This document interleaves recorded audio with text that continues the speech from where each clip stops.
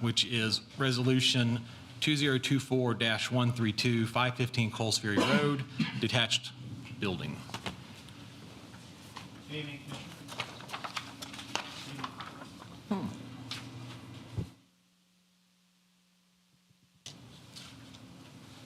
Test one. There we go.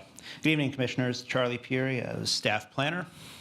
The owner and applicant requests approval of a site plan for a 512 square foot accessory structure with alternative architecture. And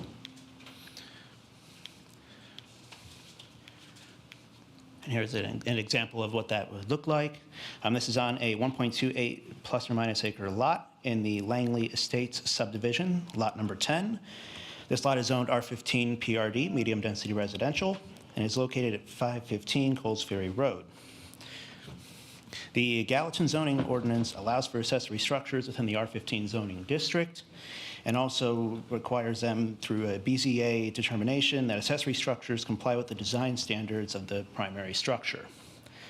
So while the color seems to match the primary structure, the architecture, the materials, this being metal, does not. Staff does recommend denial for Resolution 2024-132. And it is also worth noting to the Commission that there are several properties that are within city limits and in this subdivision that do have the same metal buildings as well. One being over here, and then another one, kind of hard to tell, but I think it's in one of these two over here as well. And across the way. Yeah, there's several. All right, thanks, Charlie. Do we have a representative for the applicant or the applicant themselves here with us?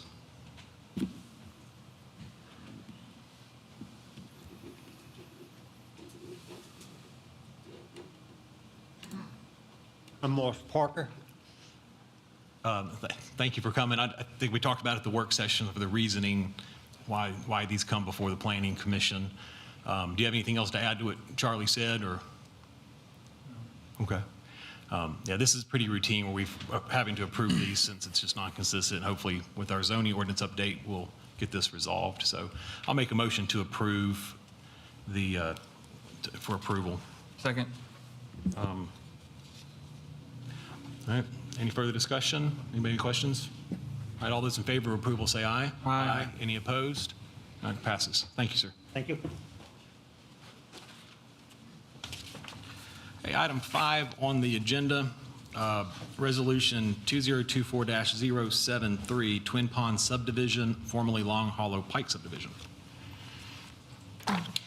Yes, the owner and applicant request approval to rezone 131.64 acres from the A Agricultural Residential District to the R10 PRD District with a preliminary master development plan for the Twin Pond subdivision. This development will contain 297 single-family detached residential homes. This is located south of Long Hollow Pike and west of St. Blaise Road. The proposed PMDP includes a density of 2.3 units per acre, which is within the recommended density range allowances appropriate for the suburban character area. All lots will be a minimum of 7,500 square feet and 53 feet wide. Lots along Sugar Tree subdivision on the west property boundary will be 75 feet wide. The Bison Trail extension through the southern portion of the development is included in the comprehensive plan and will be an important connection between Big Station Camp Boulevard and Greenlee Boulevard for this development and others in the area. The plan also indicates a greenway alignment extending along the southern side of the proposed Bison Trail extension through this property and the adjacent city property. An emergency access road is also provided to St. Blaise Road on the east side of the property. The plans do indicate that the developer intends to build both the portion of Bison Trail extension through their property and through the adjacent city property to connect to the crossings development, which currently has approval. Staff is going to recommend adding a condition, making sure that that's clearly written, that is the intent of the developer to provide that extension with this PMDP. The R10 PRD zoning requires a minimum of 25% of the site be open space. The plan provides 37.93% of the property as open space for stormwater and 2 existing ponds and an amenity center. The architectural elevations feature side and front-loaded product. The applicant has indicated that all of the homes will be at least 70% brick stone on all facades, and they did provide us with a number of examples. Residences along the main public road A, which connects Long Hollow Pike to the Bison Trail extension, will be either side-loaded or courtyard-style homes to limit backup movements of vehicles from adjacent driveways. The Planning Department recommends approval of Resolution Number 2024-073 with 12 conditions. The item requires a public comment and will go on to City Council with the Planning Commission's recommendation. And the applicant is here this evening. Thank you. All right, thanks, Julian. Before we hear from the applicant, we will go ahead and hold the public comment on this item. So if there's anyone wishing to speak in the public comment for this item, please come forward, state your name and address for the record, and you'll have 5 minutes. Public comment is open.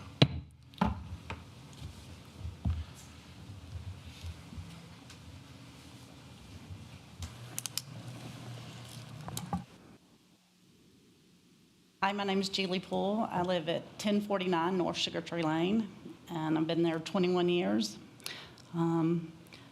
Very concerned about the environmental, the infrastructure of the traffic flow. As of now, there have been so many homes built, apartments, condos in the area. It's very hard right now to even get out of our subdivision. At 5:30 this morning, I had to count 20 cars before I could even pull out. So that's probably one of our biggest concerns. And even onto, if they do the street onto Big Station, the Bison Trail, getting off the bypasses, traffic is there. I also worry about the, if there's going to be any kind of buffer behind our homes versus just a few trees. You know, this has been agriculture. That's why we moved there, to live in this area that's all farmland, and it's just developed so much to put so many. I guess our big thing is, I know development's going to come. I understand. But why do we have to have so many houses in such a small area? I mean, why can't we do a low density, make it more where it fits, like St. Blaise's homes and our homes in the area, and then to shove all these houses into this little bitty area? We worry about the drainage of the water, the value of our home, and are they going to build, what type of buffer are they going to build as far as noise when they go to develop it? I would like some kind of studies to be done with the traffic, the drainage, the value of our homes, if we need to hire anybody to do that,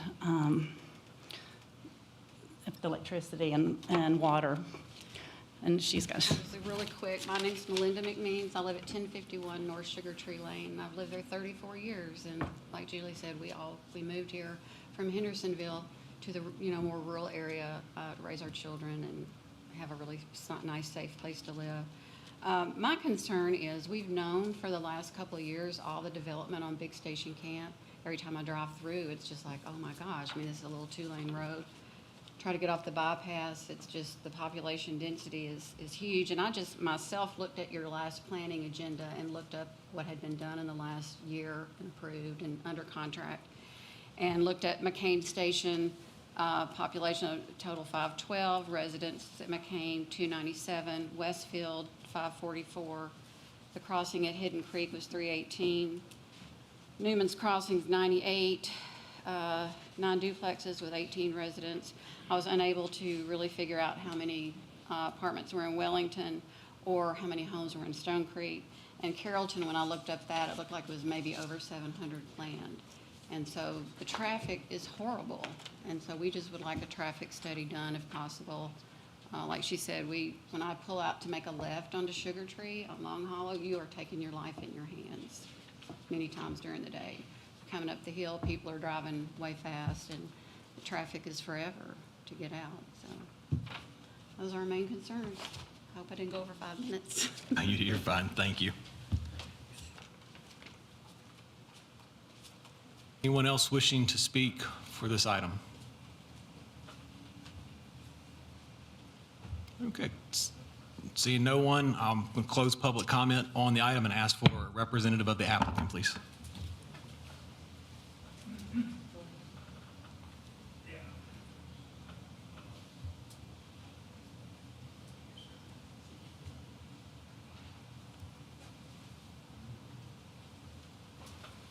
Bobby Bell, Los Design. Marty Cook, Spencer Fain, Bone McCoster. We're in agreement with all the items listed on the, or the action items listed. The one that I did want to talk through, or that I did want to say that we're a little indifferent on is the open space. I've talked with Lance Wagner. It's about providing common open space for stormwater conveyances, ditches, pipes, things of that nature. And I spoke with him on it. It's not a requirement for these items to be in open space, but we are willing to work with Lance as needed to make sure there's not drainage issues. I understand his preference for having open space or these stormwater items in open space, but we are willing to work with the engineering department to make sure that any concerns that they have are addressed. Okay. This question for staff, does this require a traffic study for this project? There would be one required. They did have an initial one Okay. submitted to us, and we've sent that off. I think we even responded with some comments, but one would be required with the FMDP. Okay. I figured it would be. One other comment as well.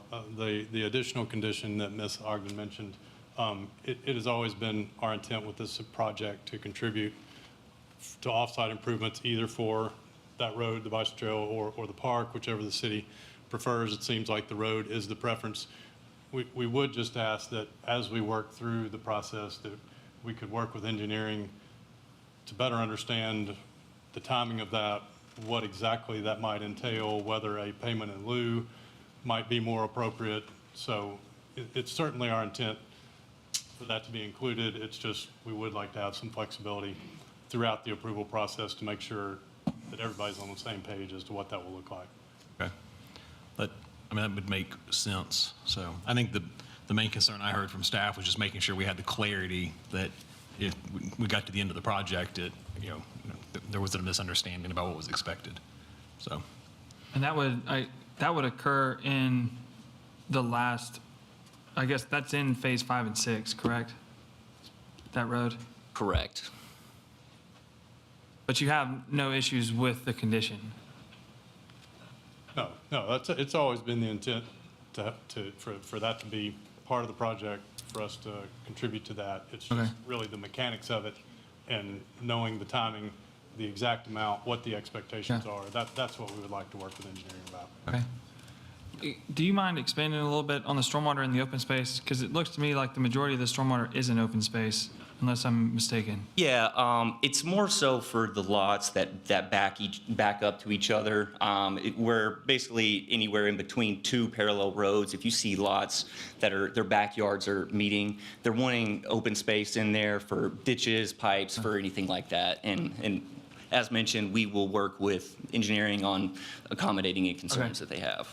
That makes sense. Yeah, I think the concerns, we've had projects in the past where they had drainage swales and ditches for stormwater, and then, people built storage A fence buildings or a something fence to their and- property line, yeah. Yeah. It's put within the things in on easement that's back there. that. Yeah, it's much easier Okay. if it's an open space. And the emergency access, that would go in with phase 2? Correct. Okay. I'm going to mention one thing, and I'm certainly not trying to stir anything up, but listening to the comments earlier made me think I should at least say this out loud, that there is a stub through to Sugar Tree, and in early conversations, they were absolutely that, no, the people in Sugar Tree will not want that. But in hearing them talk about the difficulty in getting out on Long Hollow, it makes me wonder if maybe they might, because then they could, in theory, connect to this development and then access Bison Trail. So I just throw that out there as something to ask about and think about as you continue to work with the adjacent residents. Also would ask, I can't remember if you articulated it or not, but the buffer that backs to Sugar Tree. I can expand on that a little. Yeah, on the county side, as Jillian mentioned on this exhibit as well, the red lots that are abutting Sugar Tree, they're all more of an estate Right. lot, larger lots, and the buffer as well. There is an existing landscape buffer there, and I believe it was a 25-foot or 25-foot buffer that we're adding in that area between the homes. So not only is there that 25-foot landscape buffer. It's also a transition with some larger lots before you kind of look into the development. So from Sugar essentially Tree. 50 feet between their property line and the yards of the houses behind them? Something like that? 30 feet. Okay. Yeah. And then I know we talked about this some in the work session, the stub to Sugar Tree, that's tying to right-of-way, but it's county right-of-way, correct? Correct. Okay. And there is no road stub from Yeah. the Sugar Tree yet. Okay. But it's right-of-way that already exists today. Correct. Okay. How many homes in phase one? Exactly off the top of my head, I don't know. It's probably around 50 to 60. Each phase is about 50-ish lots. Kind of depends based on the geometry of the site and that, but I would say between 45 and 50 for each phase. Reason I ask is the timing for the fire access road needs to be more in the range of after the first 30 homes are built, based on the new fire code that has been adopted. So we'd want that fire access road to come in a little bit sooner than phase two, if that's the case. You said in the work session that these have 6-foot setbacks. 6-foot side setbacks, correct. Okay.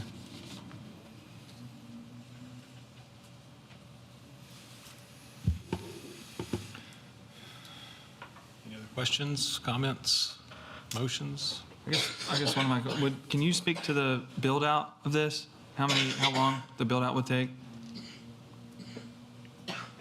I'm not entirely sure on timeline for build out. Yeah, I will defer to Mike. Okay. Mike Wright with Lowe's Design. I can't answer your question exactly, but based on considerable experience, and assuming, as you know, you looked at Beazer product, and assuming they are the ones who inked the deal and build the homes, I would suspect no more than 5 years they'd want to be out of there. Okay. Thank you, Mike. I mean, the comments I'll add, I mean, I said this at the work session too. I think the revised plan is very much an improvement of what we originally saw. And I do appreciate you taking the lots off of Long Hollow Pike. And what's the density of the subdivision? 2.3 units per acre.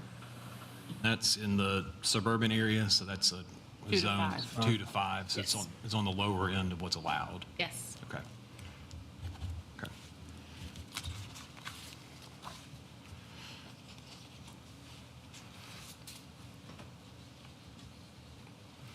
So, I'll make a motion to approve with all staff comments. Jillian, do we need to add that condition or is that already a condition about the road? I don't have it as a condition. I just wanted to open it up if you guys wanted to do something about the road extension. Okay, so I'll make a motion to approve with all of staff comments with adding the condition, since it has been that way all along, or at least considered that all along, that the applicant work with engineering to ensure that the road gets built on the property and within the city property. Can we add that the fire access road gets built prior to the 31st building permit? I'm okay with that. And also add that the fire access be built before the 30th CO is granted. 31st, correct. Before the 31st CO is granted. Do I need to restate that, Mary Ann? Okay.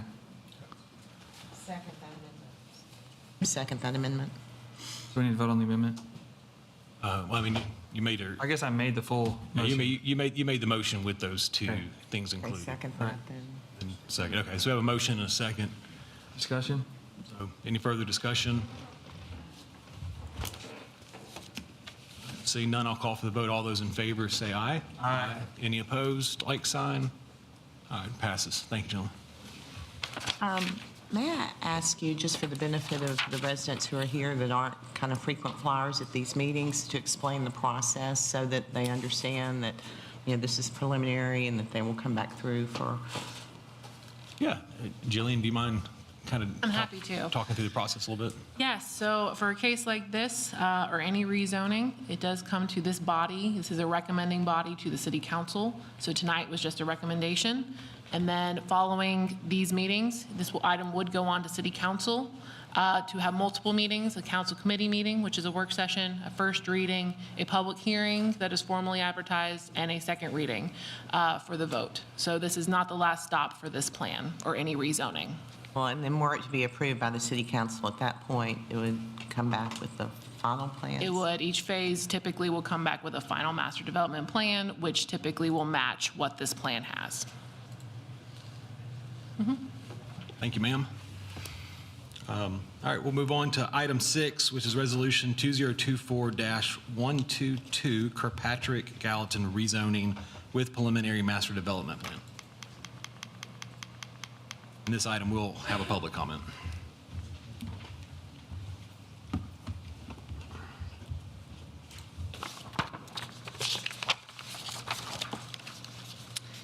The owner and applicant request approval to zone 103.21 acres that are not currently zoned to R8 PRD and 30 acres from the R40 low-density district to the R8 PRD district with a preliminary master development plan for Kirkpatrick Gallatin. This development contains 286 single-family detached residential lots and is located south of Nichols Lane and west of Woods Ferry Road. The proposed PMDP includes a density of 2.2 units per acre, which is within the recommended density range of allowances appropriate for the suburban character area. All lots will be a minimum of 4,880 square feet. Now, those are the alley-fed product, which are in blue on your screen. The yellow and the peach color are both front-loaded product, so they would be wider or bigger lots. The smaller lots are alley loaded. Staff did recommend some conditions, which we will talk about at the end of this. One of them does recommend that a larger lot be considered along Nichols Circle in particular. This was done with the banks at Lot 4 development. Similarly, the previous development we just looked at did something very similar along Sugar Tree. So we're looking for something maybe closer to a 75 along that area. We also had a condition about having a smaller percentage of the project be developed under a 50-foot wide lot width. So potentially making the yellow lots more in the peach color to give us not quite so many lots that are in that skinny range. We have added conditions of approval to talk about for that. The PMDP does show a street connection to Ferguson Boulevard or Nichols Lane and a street connection to the banks at Lot 4 development, which will go all the way down to Peach Valley. There are various stub outs also included on this plan, and there is also a connection shown on this plan for the Nichols Circle East Street to the west. The collector road connection through the middle of the development is included in the comprehensive plan and will be an important connection between Nichols Lane and Peach Valley Road for this development and others in the area. The R8 PRD zoning requires a minimum of 28% of the site be open space. This plan provides 76% or 56% of the. Jillian, can I just interrupt you a second? Can we get someone to ask the folks in the lobby? I think he's going to shut that door for us. That'd be great. Thank That's you. distracting for us and for folks that are attending. All right, thank you. Sorry to interrupt you. I just want to make sure people can hear. So this zoning does require 28% open space. They are providing 56% open space with this plan. For stormwater measures, there's a TVA easement through the property, and the green on your screen is potential park. There is floodplain in that area. They are also showing a greenway extension up the main collector road that will connect from the banks at Lot 4 development up to Nichols Lane. This is relatively consistent with the road type that is being used for the banks. The architecture elevations feature front and rear loaded products. Acceptable materials they have requested are brick, stone, stucco, natural wood accents, and hardy plank. No vinyl siding will be used in this development. The PMDP did have notes about the architecture, that all lots would have brick stone up to the water table, or corner lots will have a 70% brick stone requirement. Staff did recommend that based off these elevations, that more masonry be considered for this project. We did add 70% on there to be considered by this body. And if that's not recommended, then we would want, versus saying that the water table around the perimeter, it would be up to 3 feet for a brick stone base at the bottom, to clarify that. Let me bring those up. So the first 3 conditions are the ones that I've talked about probably the most with this presentation to consider for small design changes to this proposal to be more in line with what we think is appropriate in this area. The Planning Department recommends approval of Resolution Number 2024-122 with 11 conditions, including these conditions I've highlighted. The item requires a public comment and will go on to City Council with the Planning Commission's recommendation. Thank you. Thank you, Jillian. At this time, I'll open the public comment for this project. Anybody wishing to speak at this time, please come forward, state your name and address for the record. And you had 5 minutes, so public comment is open.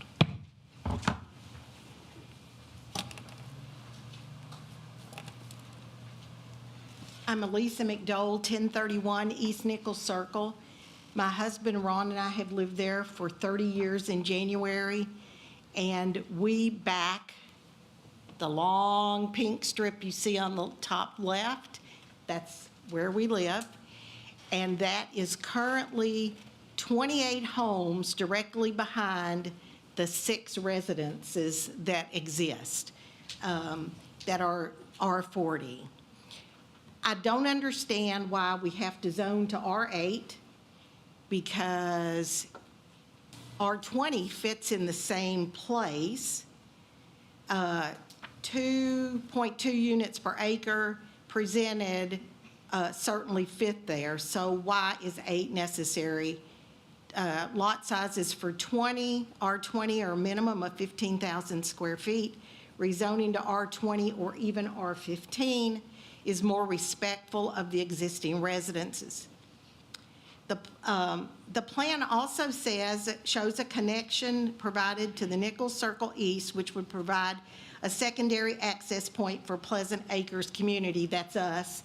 And I don't know anybody in those 50-something houses that is going to drive all the way back through the banks of Lot 4 or enter at Woods Crossing to get to Nichols Circle.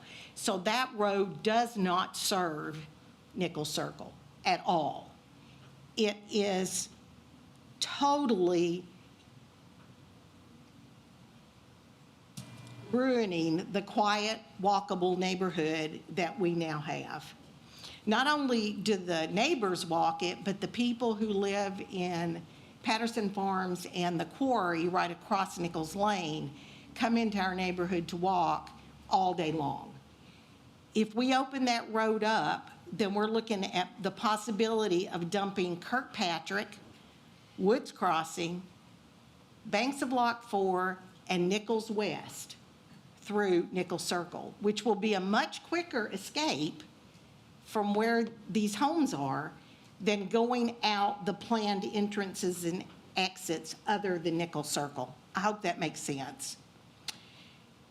Mr. Kirkpatrick assured me in the very beginning of the annexation process that he could see no reason for that connector between the new developments, and has told others he would do everything to prevent it. In an email to me on May 15th, he said, "I will be glad to join you in opposing Nichols Circle being joined by these other new roads." I don't see any benefit to it. Also, the area included in the parcel adjoining Nichols Circle, it's map 131, parcel 56, should absolutely remain R40. Everything along that area is R40, and you're looking at putting 18 homes in that little area. That's the lower pink left, or whatever color that is. We have huge concerns about blasting. For the last 2.5 years, our windows have rattled almost every weekday because we've had blasting at Publix, we've had blasting on Steam Plant Road, on Airport Road, I'm sorry, blasting on Woods Crossing. So every day between 3 and 5 o'clock, our windows rattle, and things are starting to crack.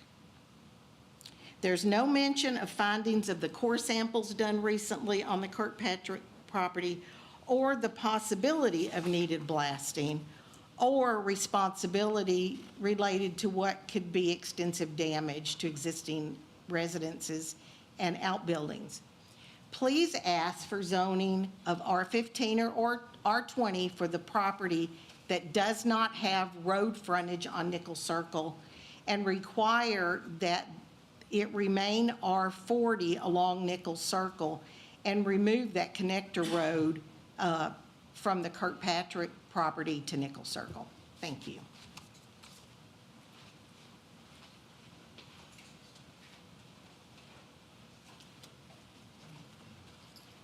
Thank you, Mr. Chairman, Commission. Todd Alexander, 217 Strange Circle. I was at an event just last night in the Nichols Circle area, and Ms. McDowell was not able to be there, but it sounds like she was, because the residents in that area echoed everything she said. They talk about, we were promised there would not be a connector to Nichols Circle. If you've really spent any time in that area, that is going to drastically change that community. Drastically change it. You've got beautiful homes on mostly 2-acre lots, some bigger, and now you're going to put in much more dense subdivision right behind them.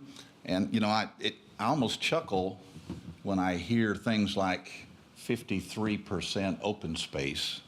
And yet I know we count that open space as part of our homes per acre. And that's not what it's going to look like to the people that live on Nichols Circle. It's going to look more like 5 or 6 per acre on 7,000 square foot lots. And so I just encourage you to make the changes. I represent 25 people that last night would have stood up and amen Ms. McDowell there on her comments. They are paying attention, they understand what's going on, and they're looking to see what's going to happen. And so no on the connector, and the larger lot sizes along there would go a long way toward letting the residents know we're listening to you. Thank you. Alexander.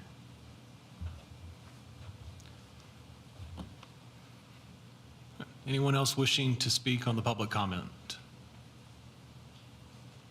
All right. Seeing no one, I'll close public comment and ask a representative of the applicant.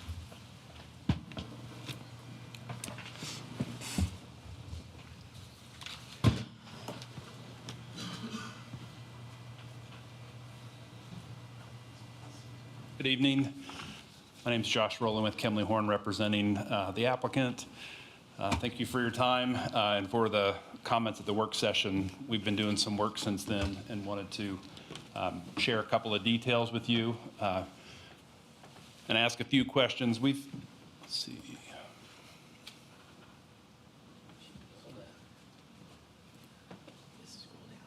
Okay, great. Yeah.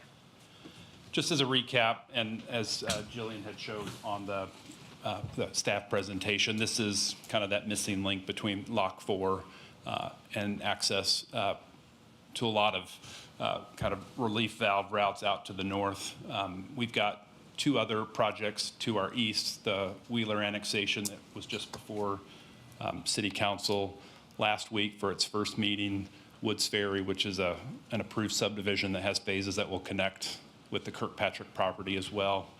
You know, in terms of connectivity and the comments that we heard tonight about connecting with Nichols Circle, we would certainly be open to having that be an emergency-only access. We know that staff, at least for now, prefers that it be a connection, but I think there's options that we're open to entertaining as well to, you know, reduce impacts to our neighbors.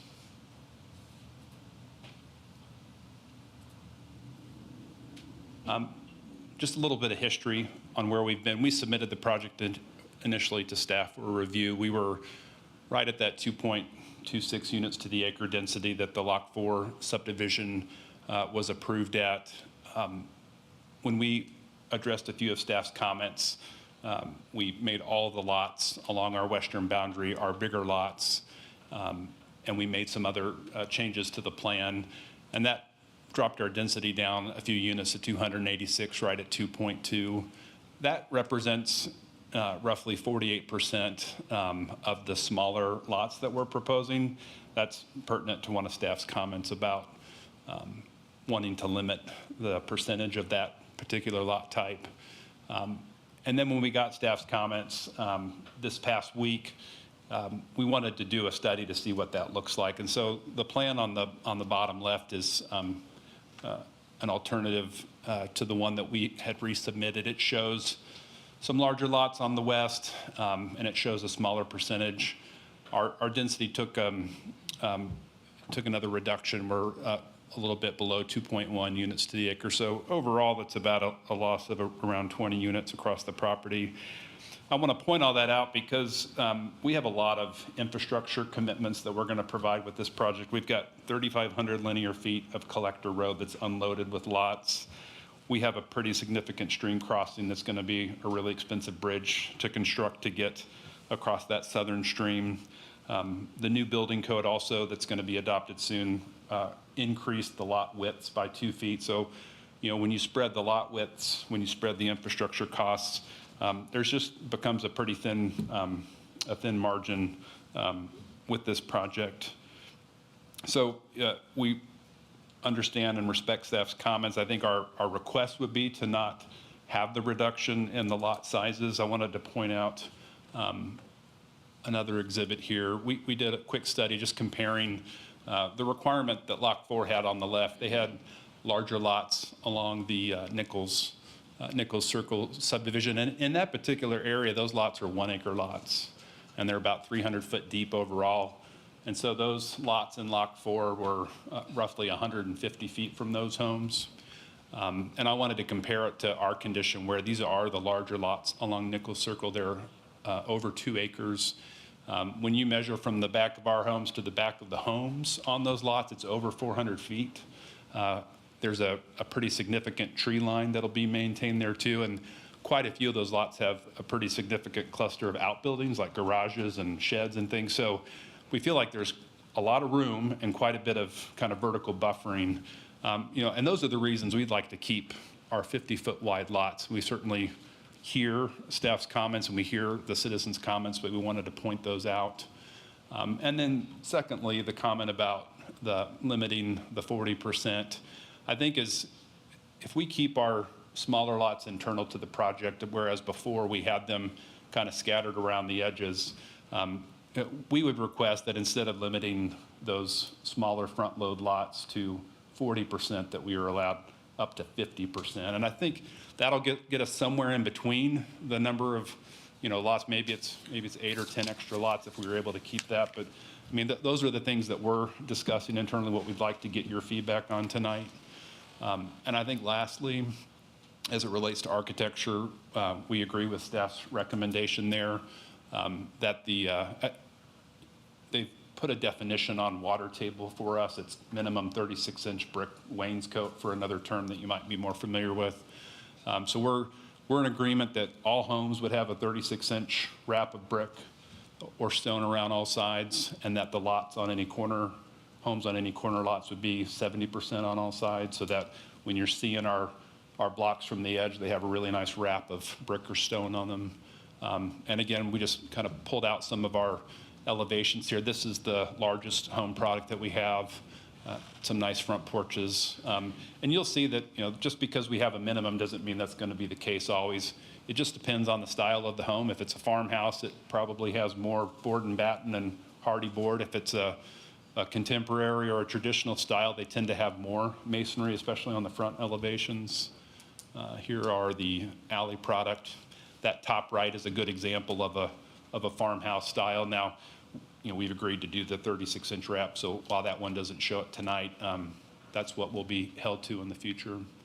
So that's the points we wanted to bring up tonight. We'd love to answer any questions or get feedback from the Planning Commission on those items.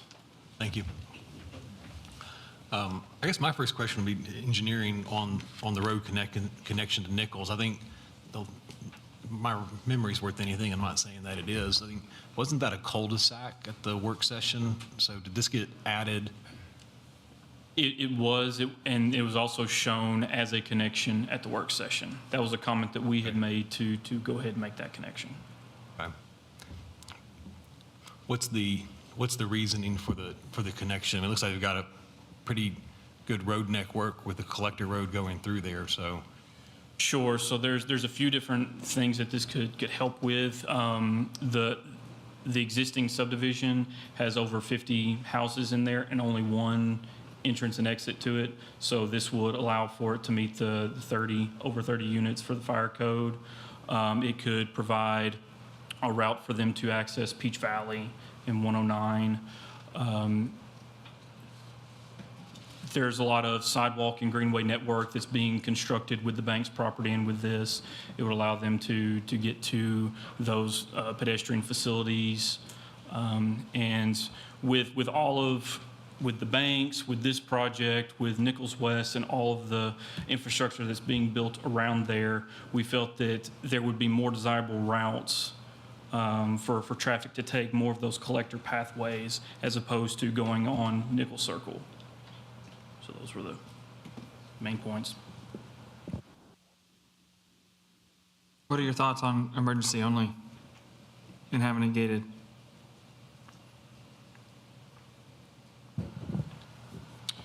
That's something that we could discuss. I'm not sure what the fire department's feelings are on the gated access, but that's something that can be. I mean, this is to me kind of a difficult situation, and other times where we have connected through, like I mentioned, potentially for Sugar Tree, there's some benefit. And I mean, access to Peach Valley, yeah, may be okay, but I don't think that the benefit is there for these residents when they are in a neighborhood that doesn't have sidewalks. And, you know, potentially you could do an emergency with the pedestrian access to that area so that they could access the pedestrians is kind of a nice gesture. But I understand that you want the connectivity. The 50 homes, yes, there's some level of concern, but there are a lot of neighborhoods in Gallatin that have larger lot numbers that are never going to be able to have a second access.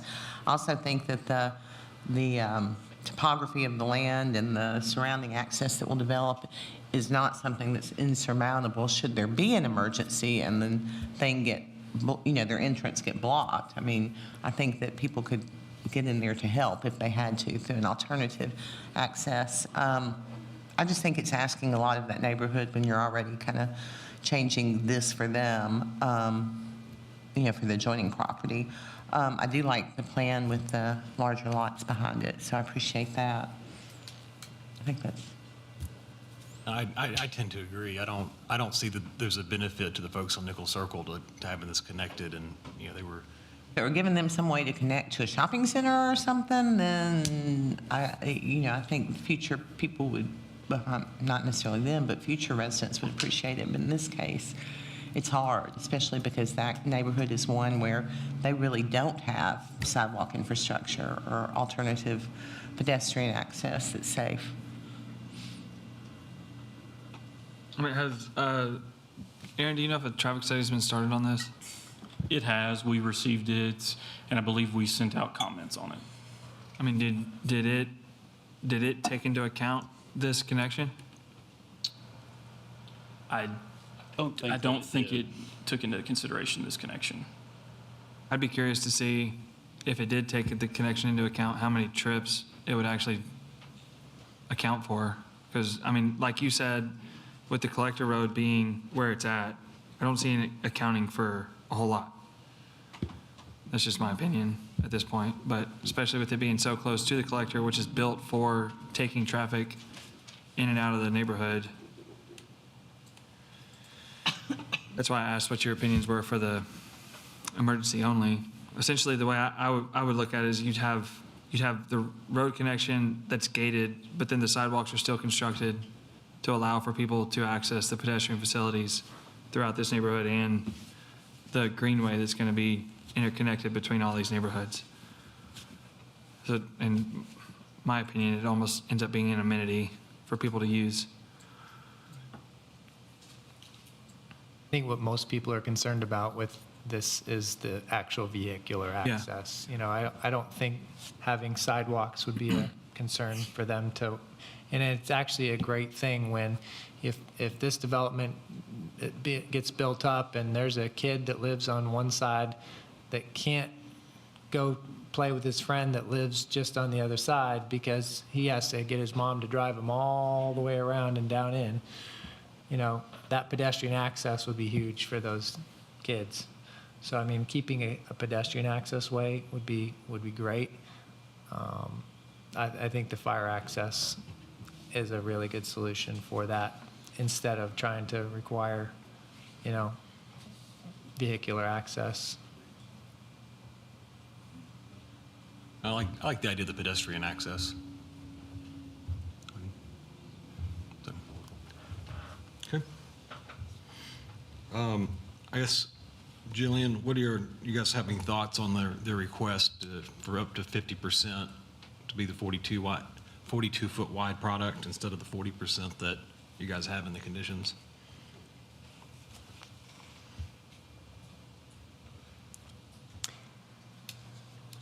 Frankly, I think it's better if we hold them to the larger lots. I understand, But, you know, okay, go ahead, sorry, I didn't mean to cut you off.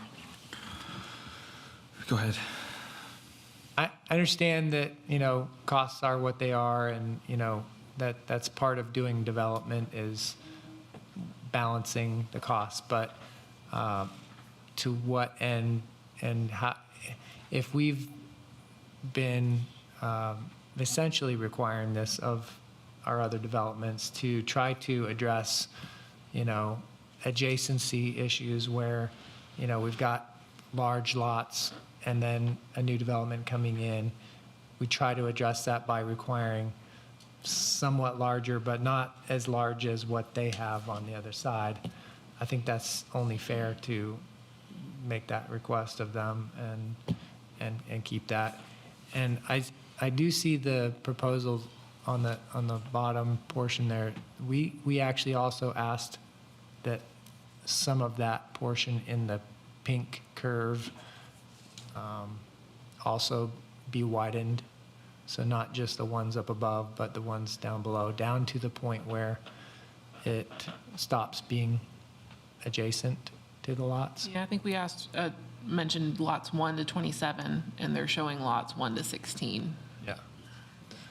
I'd like to just, point out that these lots are pulled further away from the neighboring properties here. They're not part of that regimented row that's an equal offset. So it's just nice to be able to break a cluster of those homes. This is one of the little open space pockets that we provided. We thought it made a nice break in those two product types. So that'd be something we'd at least ask for, that we could have those, if it was going to be required, have the wider lots in that north straight stretch and be able to transition through the curve. And then as far as the 40-foot wide lots, I mean, we looked at the initial calculation, including the alley-fed products that are in blue there. It was like 58% at 40 or 42-foot wide lots. That's a huge number of these lots that are a very, very tight design.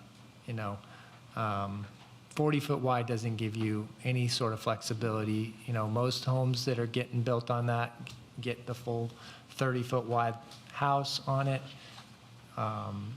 In a case of a 42-foot wide lot, that's addressing the issue of, I guess, the new rule with the setbacks. I don't know how that affects the alley-fed product, because that rule still applies there.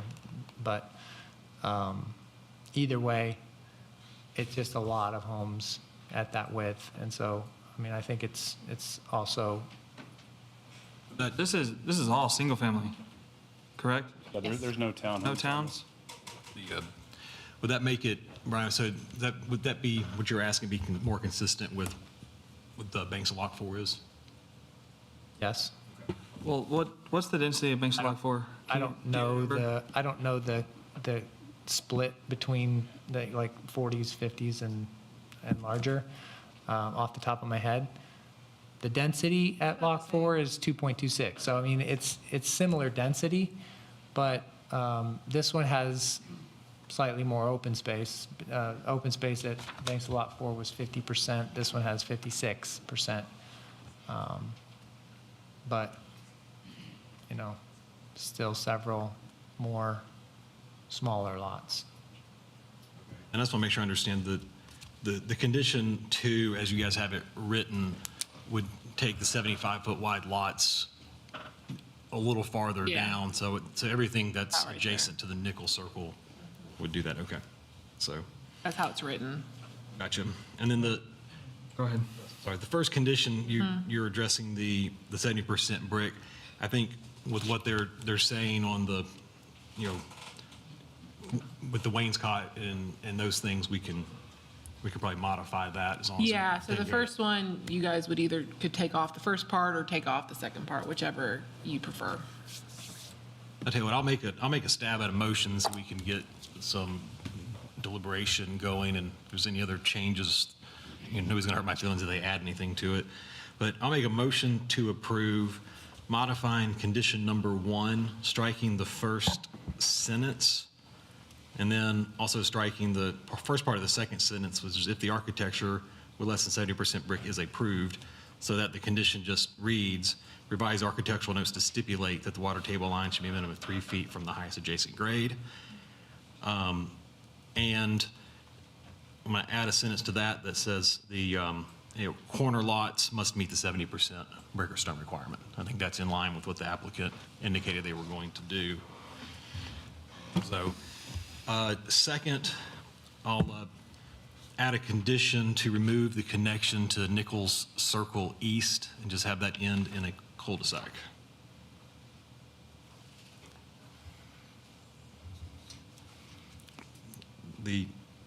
Leave the other conditions would stay so that the 75-foot wide lots would be required as staff's asked for them. You want the fire access? No.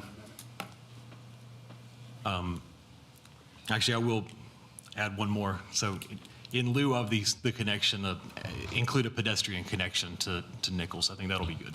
So that's my motion with those 3 changes.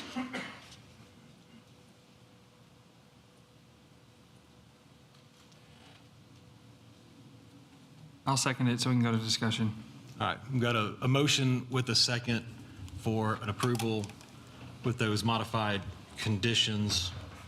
And, you know, we can clearly continue to have more discussion. I don't see the connection of the road network to Nichols being a benefit to those folks. I don't think it's necessary for this development. So I know everybody wants to have connectivity, but it doesn't always mean it's the right thing to do necessarily. So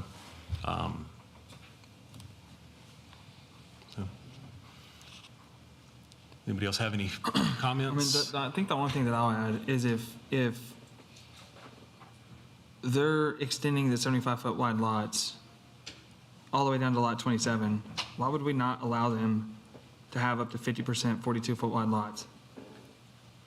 Because Banks of Lock 4 and what were the Twin Ponds, both of those, Banks did 80-foot wide lots.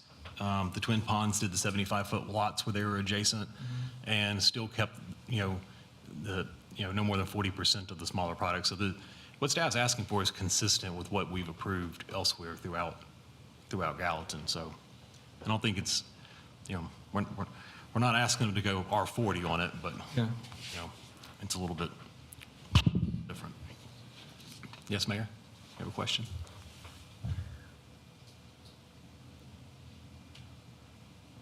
Oh, I know I accidentally hit the microphone. I'm so sorry. I thought you were raising your hand. I'm reading and. I didn't want to leave you No, out. no. I apologize. Okay. Does anybody have any further comments, deliberation, questions? All right. I'll call for the vote for the approval with the conditions as I've amended them. So all those in favor of approval say aye. Aye. Any opposed? All right, passes. Thank you.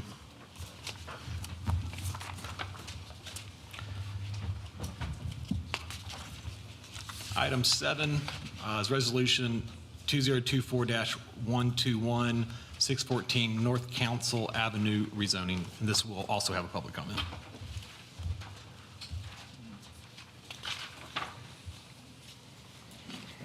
Good evening, Commissioners. Brad Hickman, Staff Planner. The owner and applicant request approval to rezone a .28 acre parcel from the CG Commercial General District to the R6 High Density Residential District located north of Pay Street and west of North Council Avenue at 614 North Council Avenue. You could see it's part of the Lincoln Park subdivision in this area that was originally zoned residential but rezoned with the adoption of the current zoning map to commercial general in anticipation of commercial development, which really never came to pass. The applicant wants to rezone to an R6 so he can build another house on the lot. There is currently one there that was rebuilt after the demo of an existing home. You can see some of the architecture here. And the actual house that is on the lot now that it will be identical to. In order to do this, it will need to be rezoned. Then the applicant will need to apply for an FMDP before he can get his building permits to break ground. The Planning Department recommends approval of the resolution number 2024-121 with the following 3 conditions. All right, thank you, sir. This time I'll open public comment for 614 North Council Avenue. If anyone wishes to speak, now's time. Public comment is open. And seeing no one wishing to speak, we'll close public comment and ask for a representative for the applicant or the applicant.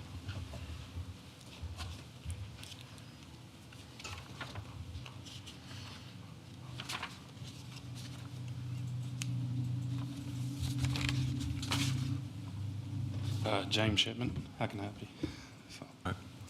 Yeah, I think we talked about this at the work session. This is about as straightforward as it gets. I think the only reason it's not on the consent agenda is that it's a rezone. So I'll make a motion to approve with staff's 3 conditions of approval. Second. All right, motion second. We'll give that one to Albert. Any further questions? All right, we'll go ahead and call for the vote. All those in favor of approval with staff's conditions say aye. Aye. Any opposed? All right, passes. Thank you, sir.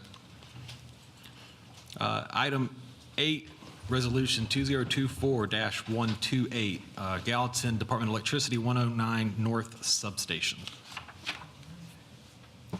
Jim Carpenter, Staff Planner. The owner and applicant request approval of a final master development plan for GDE 109 North Substation on a 2.65 acre lot zone MU mixed use zone district located north of West Albert Gallatin and east of 109. Staff has mostly minor comments on this item and recommends approval of resolution number 2024-128 with 13 conditions. Thanks, Jim. Do we have a representative for the applicant?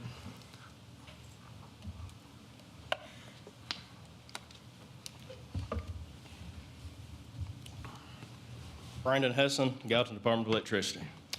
The only comment I would like to make for the commission as well as staff is in section 2, item number 4, the landscaping plan per the purchase agreement with Coulter will be provided by Coulter as well as the landscaping provided and installed by Coulter to meet their subdivision design and look. Okay, so you're asking that we clarify that they're responsible for the landscaping? Correct, and I have reached out to Joshua Gibbs to make sure with Coulter that he's still on board with that. It's in writing with the purchase plan, and we gave money to that already. They're trying to keep a uniform look along West Albert Gallatin, so it was in their interest to do the landscaping plan to their benefit. Yeah, they definitely have an interest in making it look good, and okay. Anybody have any questions? It's a substation. There's not a whole lot you can do with it. Make a motion. Okay. Conditions. All right, we've got a motion with the conditions and a second. Second. Hey, I'll make an amendment. I guess, make an amendment to that motion that condition number 4 be rewritten to state that the landscaping will be consistent with the contractual agreement between Coulter and Gallatin Department of Electricity, and that Coulter would be responsible for the landscaping to match the plan they have in place. I'll second that amendment. Okay, so Second that amendment. I got an amendment with a second, so all those in favor of the amendment, say aye. Aye. Any opposed? Okay, now we'll move on to the original motion as amended. All those in favor of that motion as amended, say aye. Aye. Any opposed? No. All right. Thanks, Brandon. Thank you, sir. Item 9 is Resolution 2024-120, 432 East Main Street office space, change of use site plan. The owner and applicant requests approval of a change of use site plan with an alternative buffer yard for a commercial office space consisting of a 2,012 square foot existing building on a 1/4 acre lot zoned as commercial services located at 432 East Main Street. Planning Department staff recommends approval of Resolution 2024-120 with the 6 conditions that are attached. And I'll just highlight a couple of those. The condition number 1 is the zoning ordinance required 20/9 parking that is typical for the parking requirement for, I guess, the 90 degrees. Why is this not over here? And then I'm not sure this was discussed over at the work session, but I'll just remind the commission of the reason that the alternate landscaping is being proposed is because of the fence that is encroaching into the property on the west side, I believe that is, and then the driveway encroaching into the neighboring property over here. And the applicant is proposing landscaping to be added on the north and east side of the property here as well, and keeping the existing landscaping also on that east side. The applicant is present. All right, thank you. Do I have a representative for the applicant?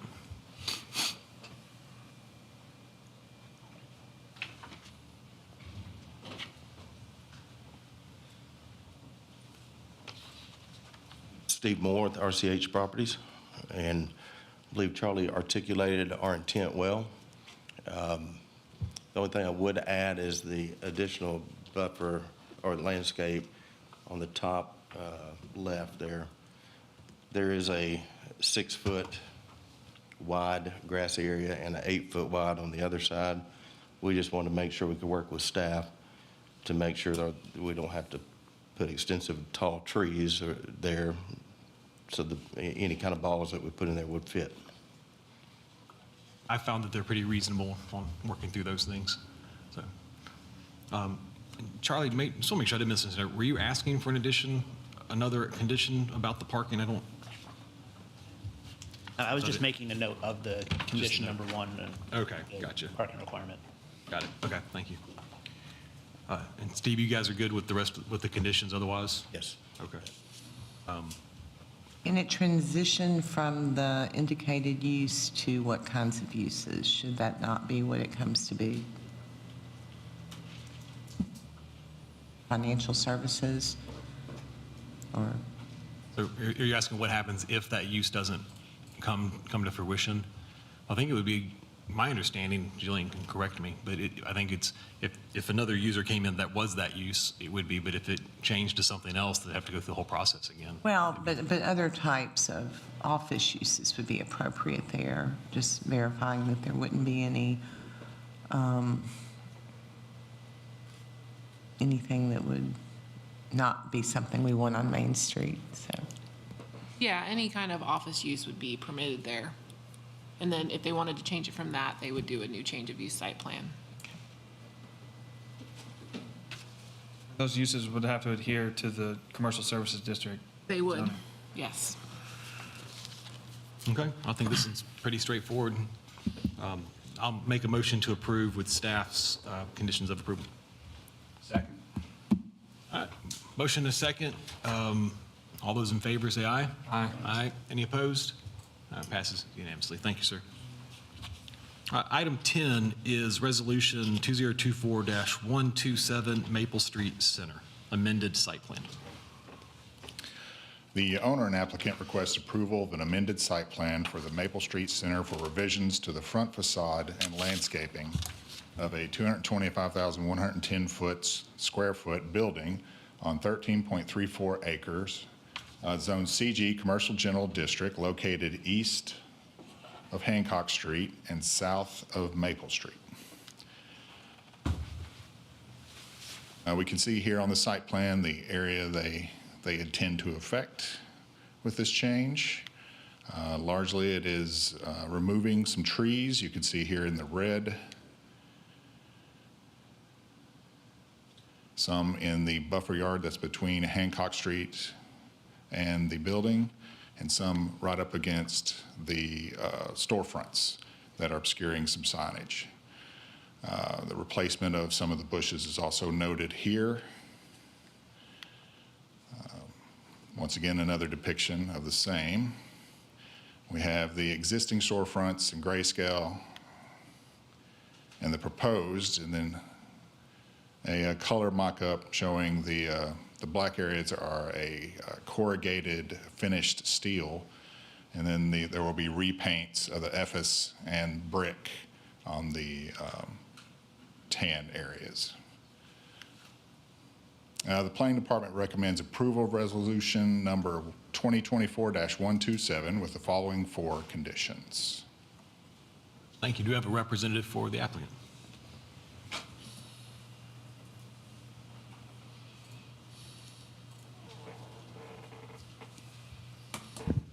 Good evening. Hillary Bonham, representing Maple Street Center. I think Trent and you all probably discussed at the work session that we intend to do a facade improvement. It was been almost 30 years since we originally purchased the property, and we feel like it's time for a nice facelift. Additionally, one of the conditions, we do have overhead power lines. They've been in place there since we purchased the property. We don't intend to relocate any lines, so that first condition with the complying with the underground policy, if we were relocating any lines, we'd be happy to do that. But since we are just working on the facade and changing some of our landscaping, that would be the one condition that we would like to discuss. I think additionally, water, sanitary sewer plans, we're not making any changes there as well, so we don't have any further detailed plans. So would like to discuss what needs we may be able to help with there.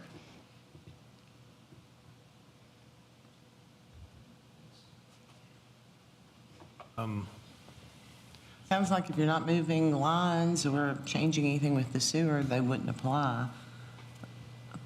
Yeah, those are the standard comments from those two departments. Yeah. So. Yeah, I think we see them. Completely reasonable. And I'm very excited that you guys are, I mean, to me, I think I can't believe you said it's been 30 years, because to me, it still looks fabulous. We still call it the Gapco building, so. Well, I think it still looks great. I wish we could work out a trade where you could facelift some other buildings and leave yours as it is, but I know that doesn't work that way. But thanks for keeping it contemporary and desirable for people to occupy and patronize. So are y'all asking to remove condition 1 and 2? That's correct. Yeah, I think that's reasonable. I'll make a motion to approve removing condition 1 and 2 and leaving condition 3 and 4. All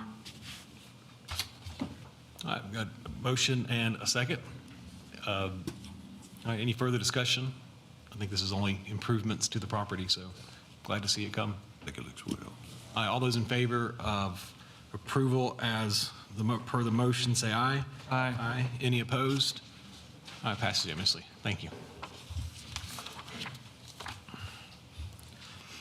Item 11 is Resolution 2024-123 Kensington Downs Phase 7 amended preliminary master development plan.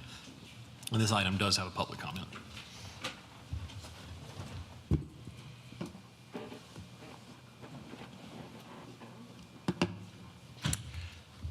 Good evening, Councilman.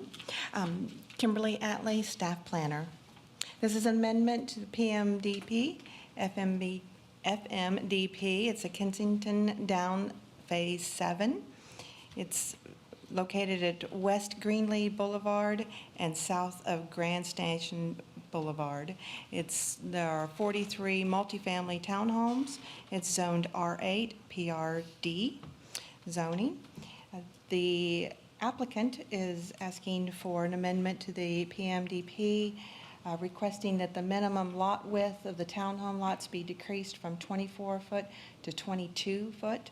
The R8 zoning permit lots are allowed up to small as 20 foot wide. So the lots still comply within the minimum of 2,000 square feet as the lot size of the PMDP. The lot width is consistent with Phase 1. So Phase 1 and Phase 7 are the multifamily townhomes. So they are consistent with that. A 5-foot wide porch encroachment within the front and the side streets, including adjacent open street tracks for the multifamily units, was approved for the PMDP on the Kensington Downs. They have the 20-foot emergency crash road that was put in here, and they have put that in there, and it does meet on to Freedom Church Road, as you may see right here. And this was consistent with the PMDP. The landscaping, they have a planned unit for the landscaping, which has been approved. The biodetention, they must demonstrate that detention ponds still are able to manage the Phase 4 and Phase 7. And that will be done during the engineering, planning, and the construction review. Landscaping is complete. There are 11 conditions that need to be approved. Overall, staff does recommend approval with the 11 conditions. All right, thank you, Kimberly. This item does have a public comment, so at this time I will open public comment on Kensington Downs Phase 7. Anyone wishing to speak, please come forward. All right, seeing nobody wishing to speak, I'll close the public comment on the item and ask for a representative of the applicant.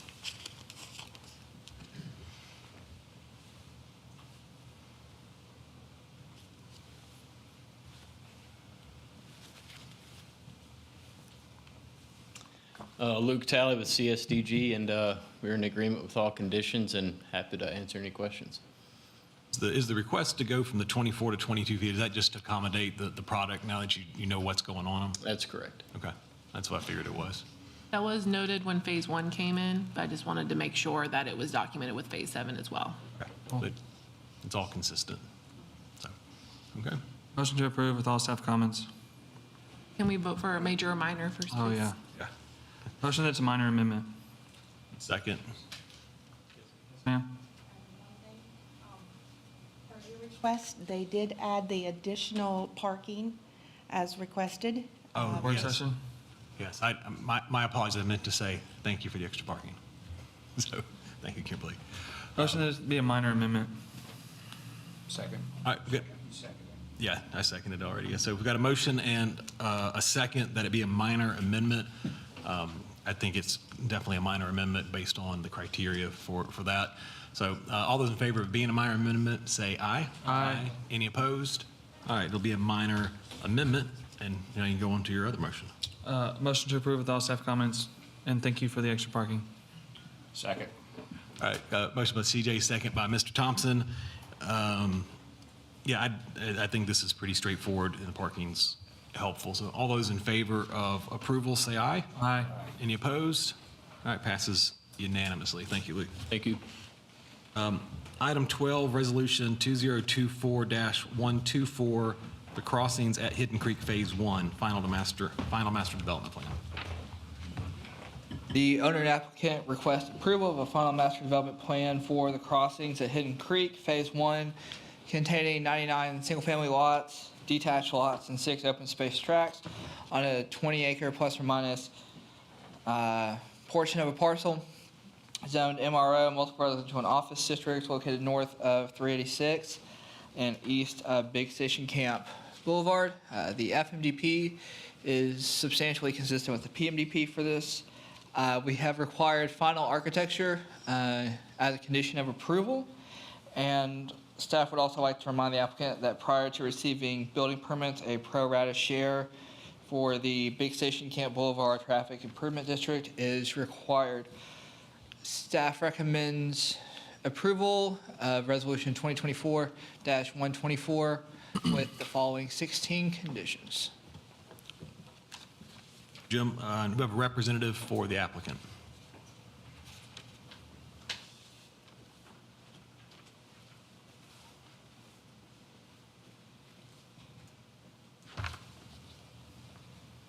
Landon Allison, Kimley Horn.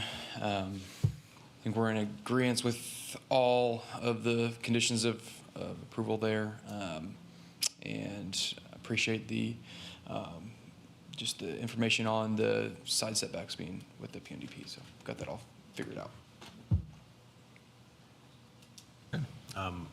Yeah, this is another one that's pretty straightforward. So I don't have a question for the applicant, more so a curiosity question for engineering, but when is the pro rata share fund supposed to be put into place to improve Big Station Camp? Are you asking when their contribution is due, or are you asking? Just in general, like when is, is it improved whenever all of the contributions along Big Station Camp are obtained, or? Not necessarily. I think our capital improvement team is getting ready to look into how much we have in there and what can be done with the contributions that we've received thus far. Okay, awesome. Thank you, Aaron.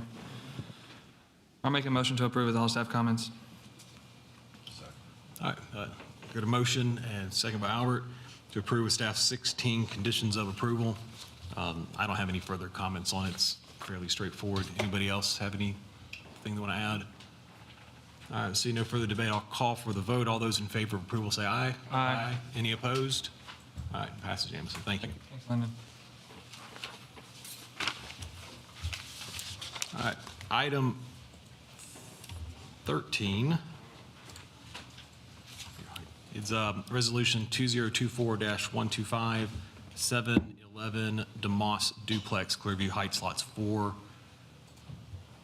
number 4, lots 16, 17.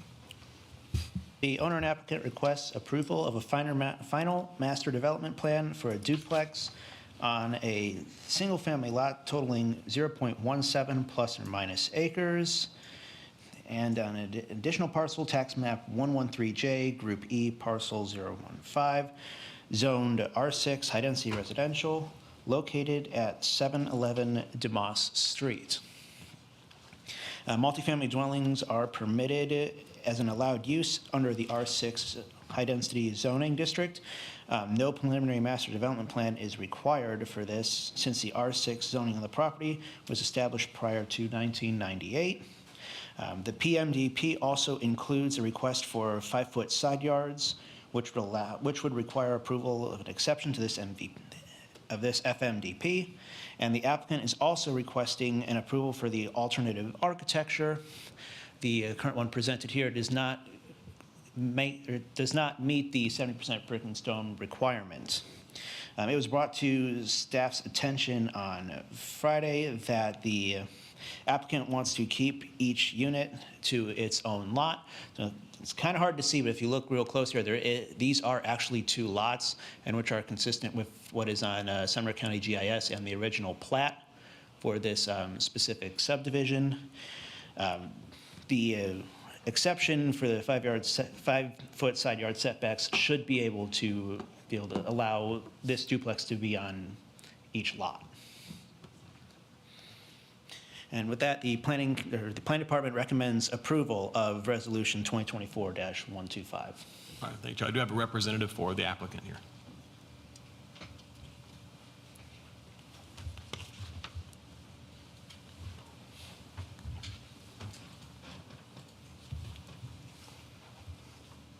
Hello, Michael Murphy for 711 Demos. Do you have anything else to add to what Charlie presented? Or have you had a chance to read the conditions of approval? Sir, Okay. You good with all those? ma'am. Okay. I guess, Charlie, some clarity. You had mentioned the architectural, are you requesting for it to be 70% brick or stone, or no? No, I think he's saying that's one of the exceptions they're asking Okay. for, so. Okay. Because it won't meet, the architecture looks good, so it's going to be a good looking. My only comment was going to be instead of block, have it be brick at the Foundation. foundation, but What, I think it looks good. well, I guess that would be a question. So what is on the foundation? Is your intention to do it as it's drawn to just be block, or is that just the way the detailing is? Or would it have brick or something on top of it? It'll be on block. Block? I'm not as familiar with that particular street. Is that consistent with that street, or there are just exposed block foundations in that area? So I don't know if you guys are familiar with a project that happened further up down the street, the DeMoss Townhomes, which I Yeah. believe is here in June. They have a similar architecture to what is being proposed here. Okay. Okay. All right, that's All right, cool. Yeah, as long as it's consistent. Yeah, we're saying this. Okay. As long as it's consistent, I'm okay with it. So- All right, and that's with staff's 5 conditions? Yeah. Okay, good. I've got a motion by Albert for approval of staff's 5 conditions. Do I have a second? Second, Mr. Thompson. Any further debate, any conversation? All right, it's pretty straightforward. All right, all those in favor of approval, say aye. Aye. Aye. Any opposed? Nope. All right, thank you, sir. Okay, item 14, resolution 2024-126, the banks at Lock 4, phases 1A and 2, final master development plan. All right. Thank you, Mr. Chairman. The owner applicant requests approval of a final master development plan for the banks at Lock 4, Phase 1A and 2 on 72.51 plus or minus acres containing 172 single-family detached residential lots, 6 open space tracts, 4 public rights-of-way, and 4 private rights-of-way, zoned R8 PRD, medium density residential planned residential development district, located east of Lock 4 and north of Peach Valley Road. So just to point this out, Phase 1A and 2 are where I'm showing. The original submittal included the amenity center that has been separated out. Will have a separate FMDP. The connection to what would be Ferguson Boulevard is shown in Phase 3 of the development. Staff has mostly minor comments on this and recommends approval with 20 conditions.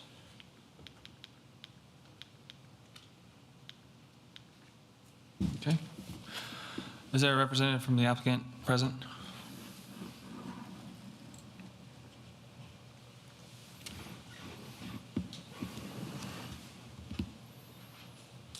Good evening, Brad Snyder with CSDG. We've read through the conditions and we're in agreement with those. Thanks, Brad. And I guess just for clarity, Jim, most of the subdivisions we've seen lately have been separating out their amenity center and I guess including it in a separate FMDP. That's correct. Okay. All right, to me, this looks very consistent with what the PMDP showed.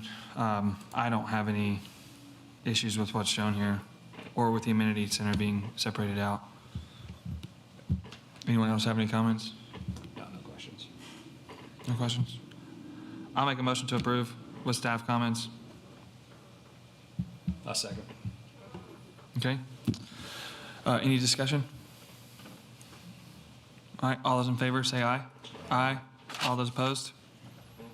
Passes. Thanks, Brad. Item number 15. Who has this one?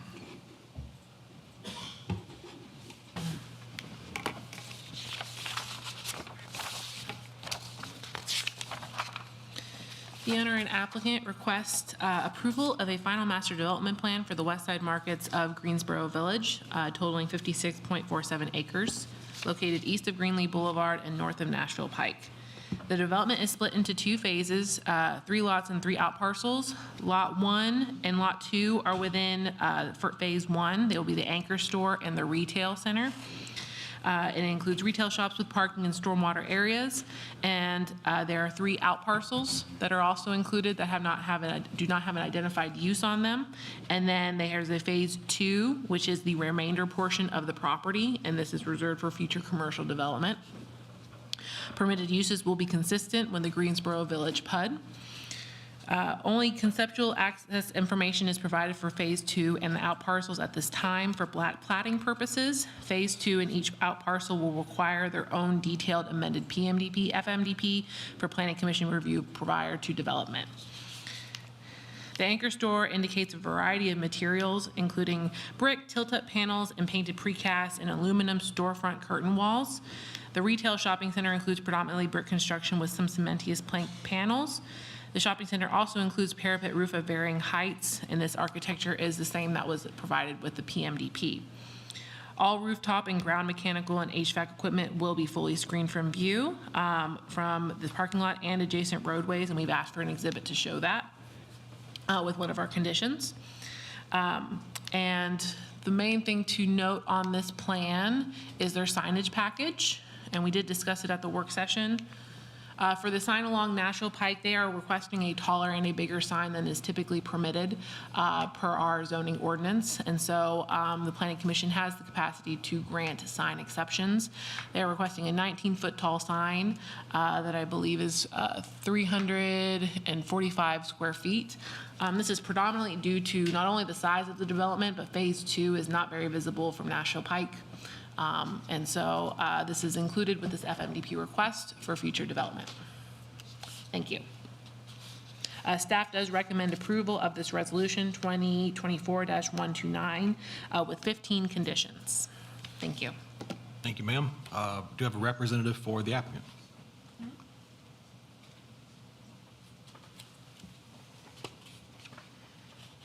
Good evening. I'm Ken Knuckles with Development Management Group, representing the property owner and the developer. We have reviewed the 15 conditions associated with the approval or recommendation, and we're fine with all of those. No issues. And I guess my thing, I agree with the sign increase. I think that the success of this parcel is very crucial, and the fact that it is off the road a good ways, I'm okay with the larger sign. Just for, I guess, future reference, this gives them the ability to have the larger sign. They would still have to go through a separate sign permit process and get approval. They will need a sign permit, but they'll be, but this is what they would be consistent with. Okay, This gives us allowance to issue the sign permit. Gotcha. Okay. And it definitely makes sense where it's Yes. located. So, And the sign along Greenlee would meet the requirements Right. as we discussed in the work Yes. session. Okay. and just out of genuine curiosity, and you can tell me you can't answer it if you need to, but any idea how quickly this would come to fruition once it finishes it? I think the plan at the moment is to try and get started May or June is probably what it's going to look like. Okay. And it's probably late 2026 open. Okay. They still have to go through a ECP, construction document, review and approval. We're going through that process now. Cool. Move for approval with the 15 conditions. Second. A motion to approve with staff's 15 conditions of approval and a second by CJ. I think For the sign? no, it's in the, the sign is, just make sure it is in the request It already. is part with the FMDP, Okay, yes. Perfect. All right, well, see no further debate. I'll call for the vote. All those in favor of approval, say aye. Aye. Any opposed? No. Thank you, so sir. much. Thanks. Ken. Okay, item 16 is Resolution 2024-109, North Lake Automotive rezoning with preliminary master development plan. And this item does have a public comment. The owner and applicant request approval to rezone a .55 acre parcel from the CC Core Commercial District to the PGC Plan General Commercial District with a preliminary master development plan for North Lake Automotive located north of West Main Street and east of West Broadway at 240 West Main Street. This is an identical submission that came before this body in the last regular planning commission and was deferred. As a reminder, you can see here, this is the parcel that the building that the applicant wants to move their operations to. They currently operate North Lake Automotive on the adjacent. That would have to be rezoned in order for them to do so. You can see the surrounding zoning is largely core commercial. And the Planning Department recommends approval of the resolution number 2024-109 with the following 8 conditions. And there is public comment. All right, thank you. At this time, I'll open public comment on Resolution 2024-109. Public comment's open if anyone wishes to speak. All right, seeing no one wishing to speak, we'll close public comment and ask a representative of the applicant.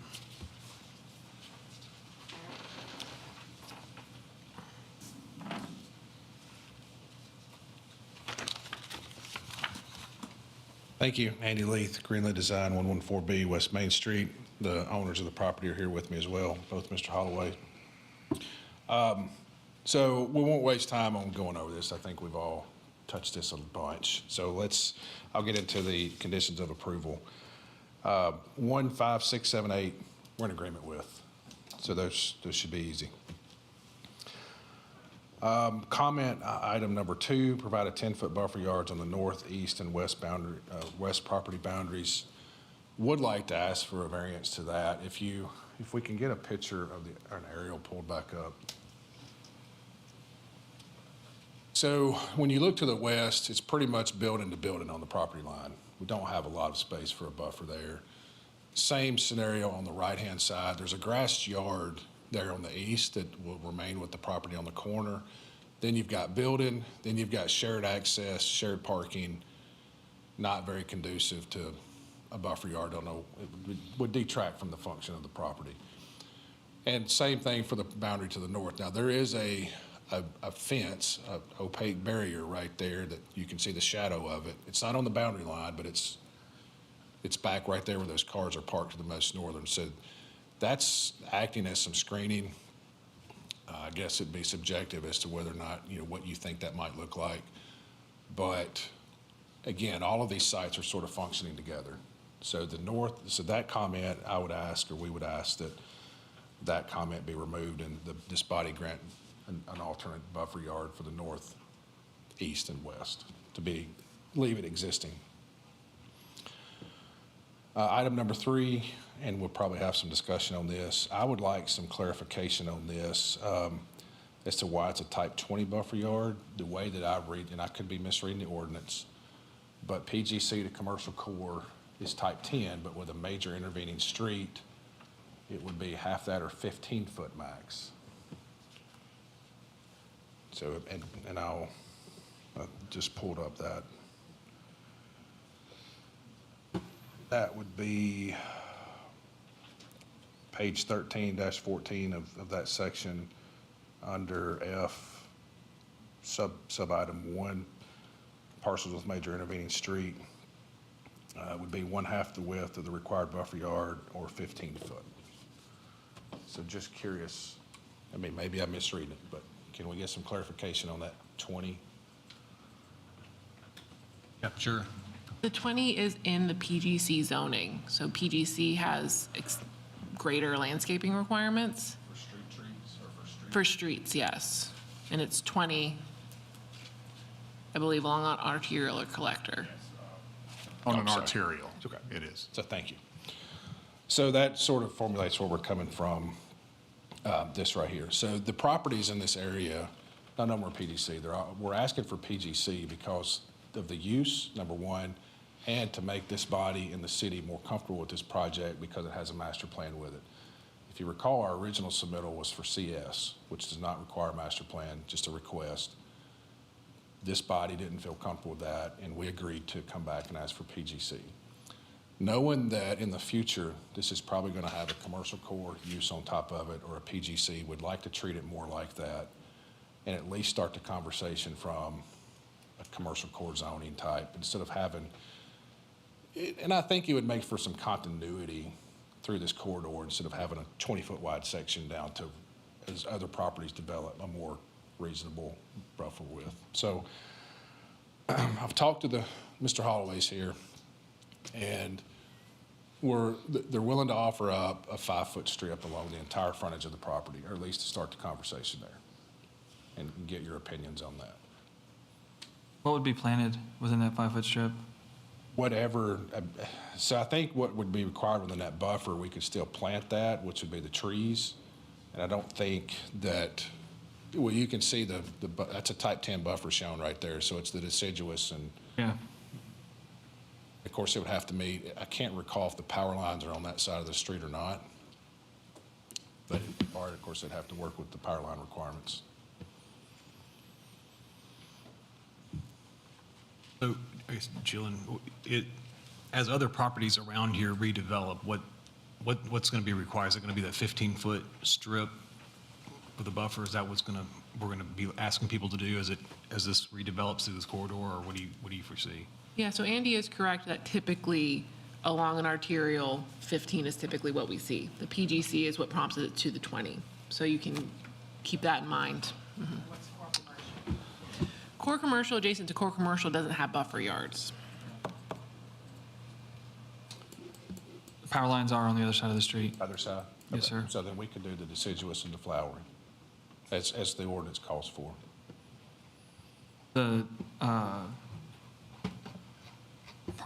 parking lot lighting would be within that 5-foot, but that wouldn't be a huge deal. We put parking lot lighting and stuff like that all the time. So essentially, you'd be putting a 5-foot, your ask is to put a 5-foot strip along the back of the sidewalk. Correct.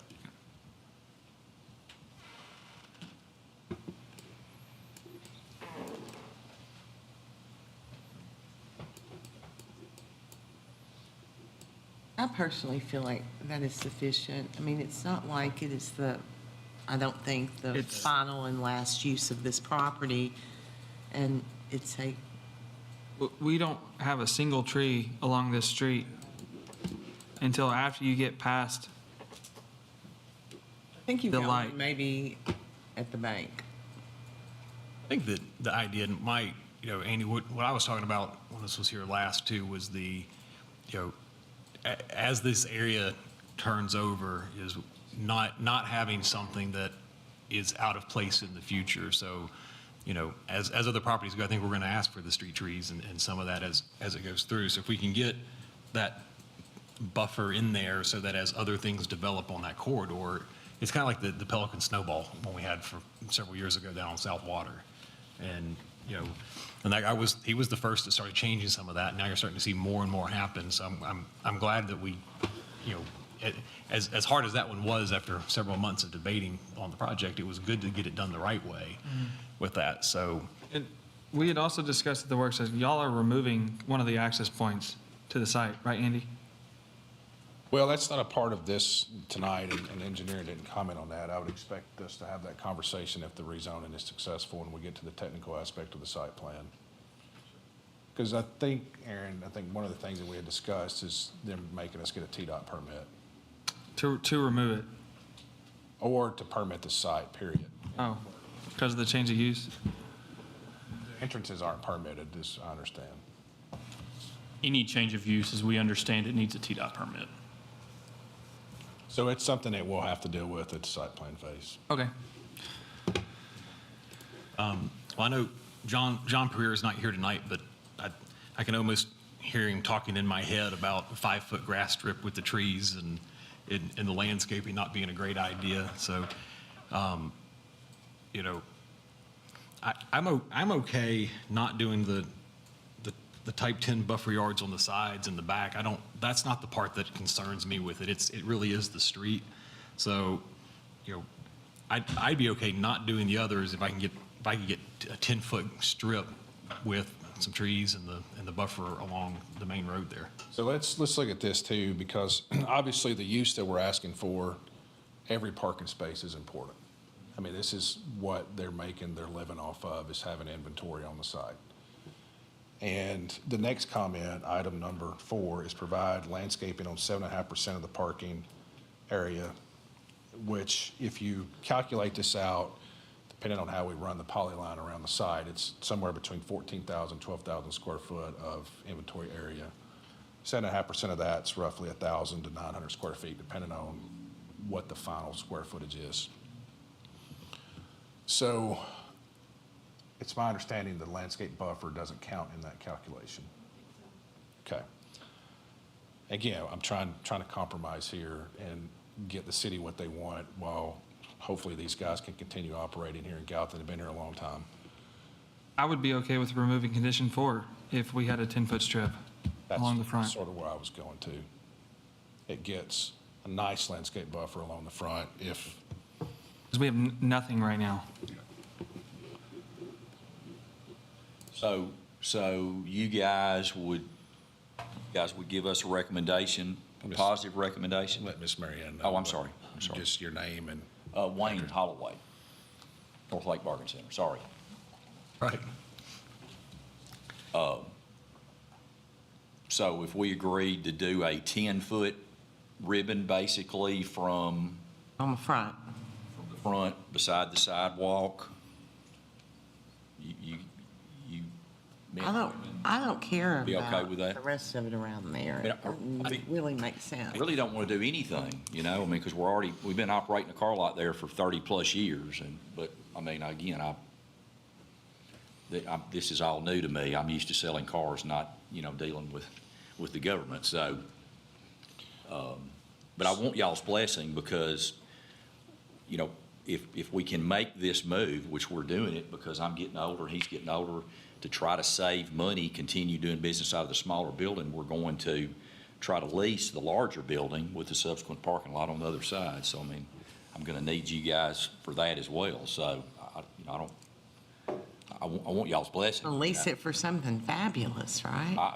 Yeah, absolutely. And it won't be a car lot, by the way. I don't need competition on my, beside me. So, Those strip bars are, I'm just kidding.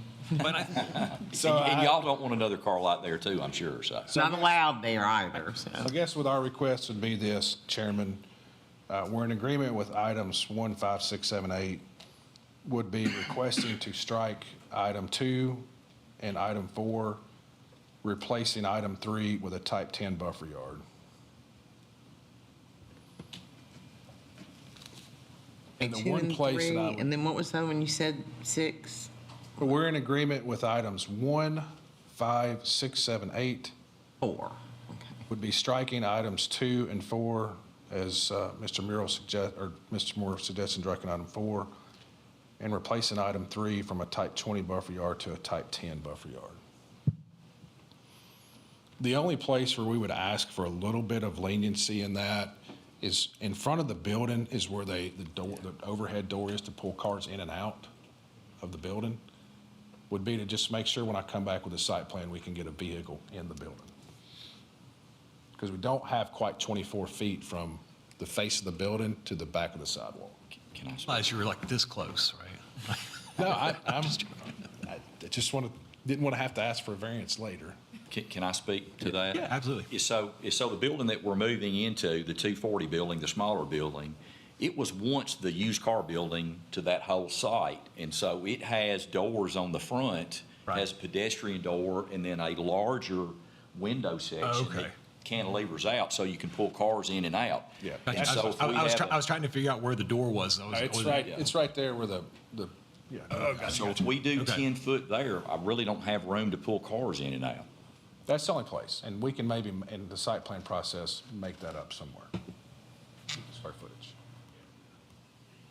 I can be okay with that, because I mean, if that's the storefront and you're looking into it and it's going to look better, I think if we're accomplishing an improvement when people are driving through Main Street in downtown Gallatin, I just want to make sure we're making positive moves to improve that over time. When you lease your other building, it's probably going to change use. It's going to get some landscape upgrades, and it's going to. So I think the combination of those two things are positive. So, I'll make a motion to approve striking conditions 2 and 4, modifying condition 3 from a type 20 buffer yard to a 10, and for the applicant to work with staff for the area immediately in front of the building, but to provide at a minimum 5 feet, but as much as possible. Does that work? Okay. That's my motion. Second. Okay. Any further conversation, debates? Okay, all those in favor of approval as amended, say aye. Aye. Any opposed? Thank All right, you. Thank you, gentlemen. Thank everyone.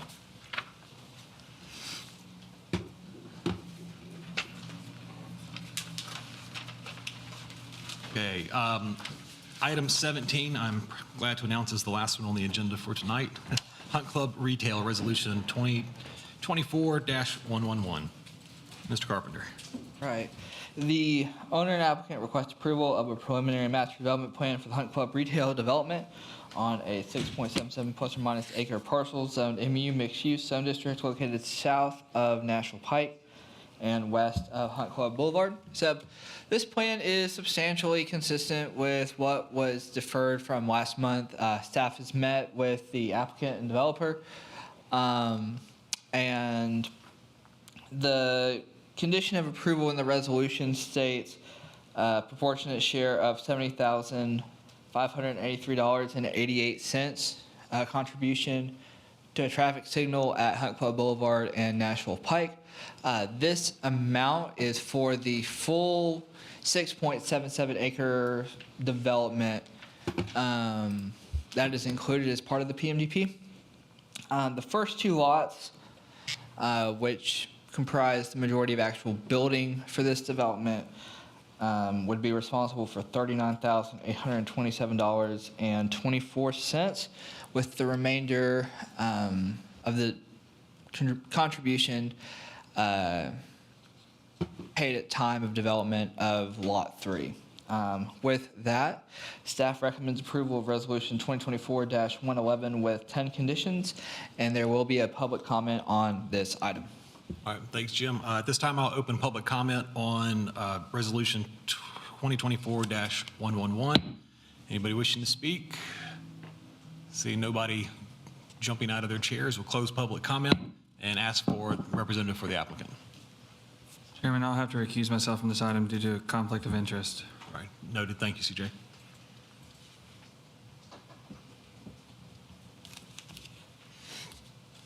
Luke Talley with CSDG, and we're in agreement with all comments except number 7 there, and we have our developer here to speak if that helps.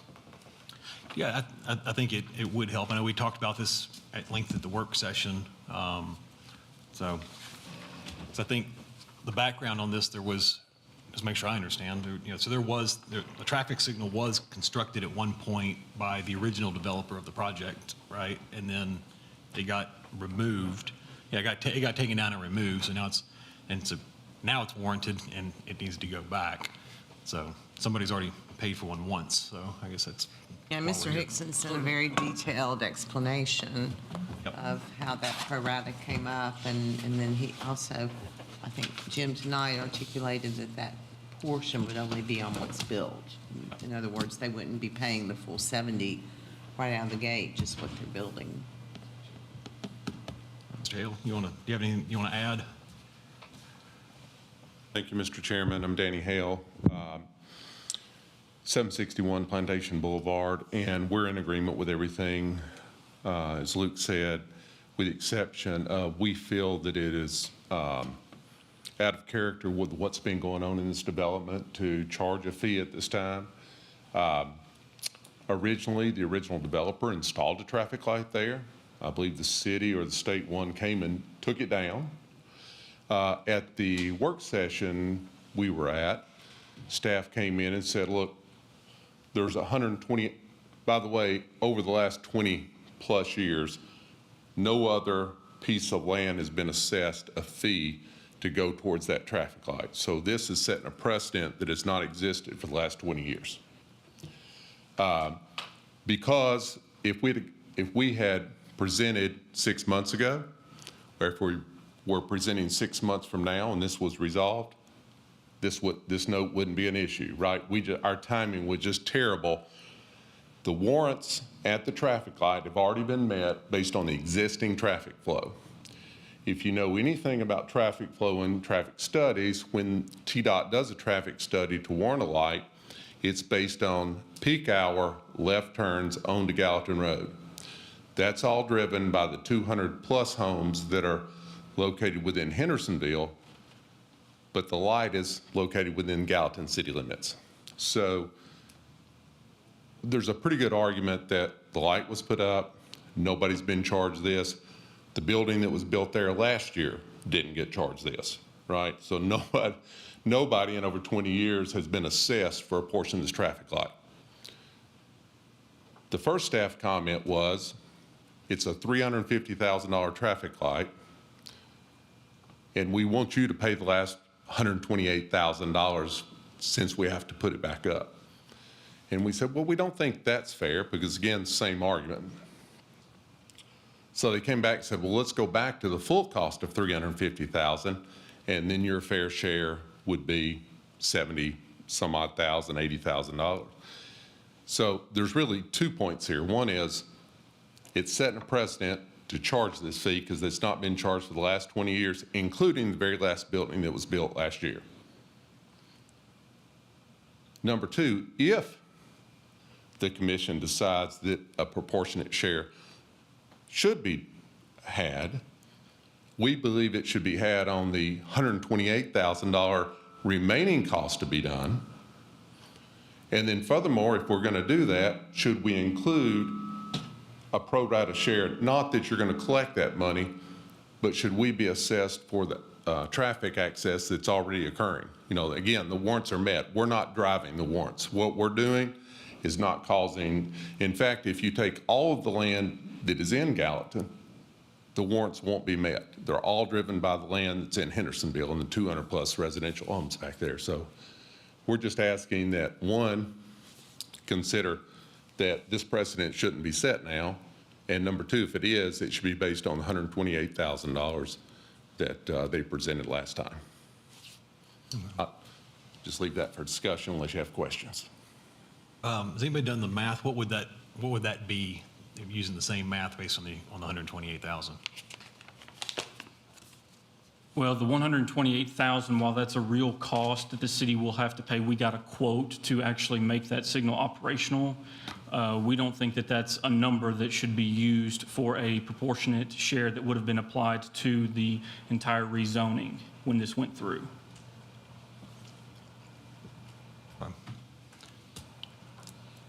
So when I don't know. I said it at the work session. Something about it doesn't seem very fair to me. That But it's also not fair to the taxpayers.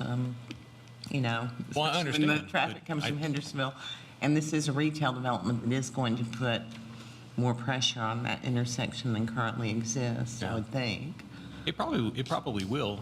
It's also going to generate a lot of tax revenue. It's going to get sales tax and property taxes for the commercial. So it's going to be a revenue producing for the city.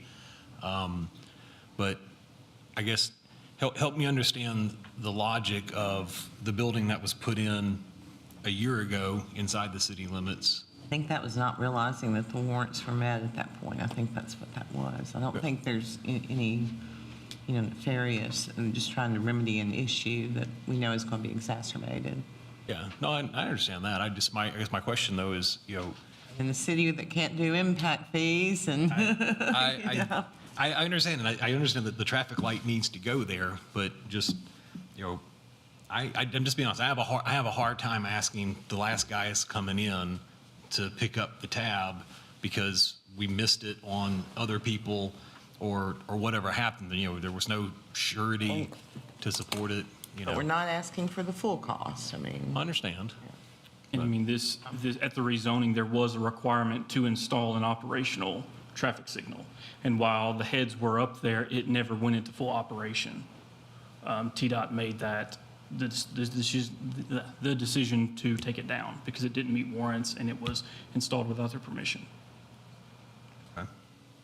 So this, I mean, if the overall developer still existed today, that would be a requirement of them to make it operational.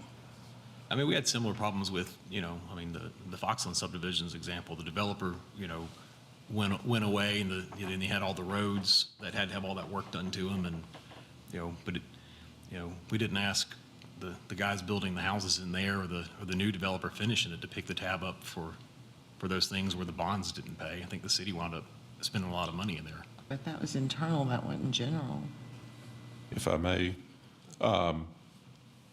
if the original cost or the total cost is $350,000 and the original developer put in $221,720 that still exists today, okay, that's been paid. The cost to finish the traffic light that the city is going to incur is $128,280.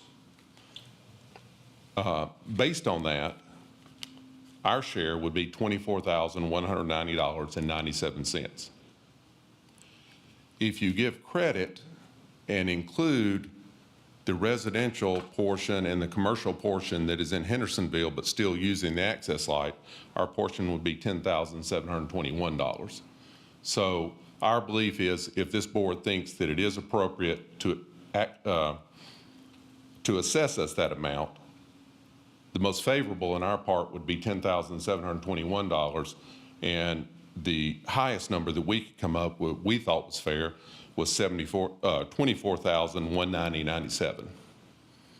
Now that's off of $128,000, and that's the cost the city's going to bear to install the traffic light.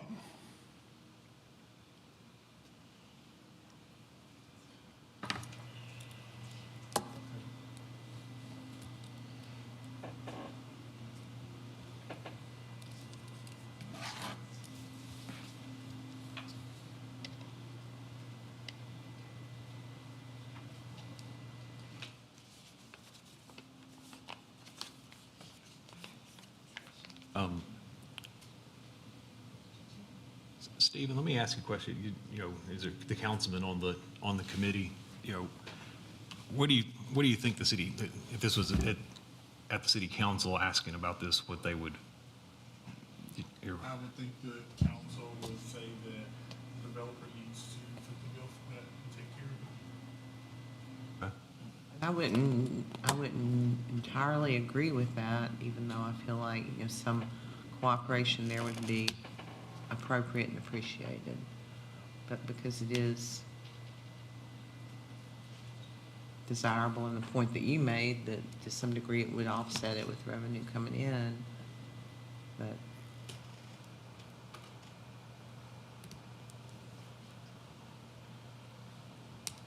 like pleasant cooperation from the developer. Yeah, well, I don't think we would argue too much with a $24,000 number. That's the high number on our side.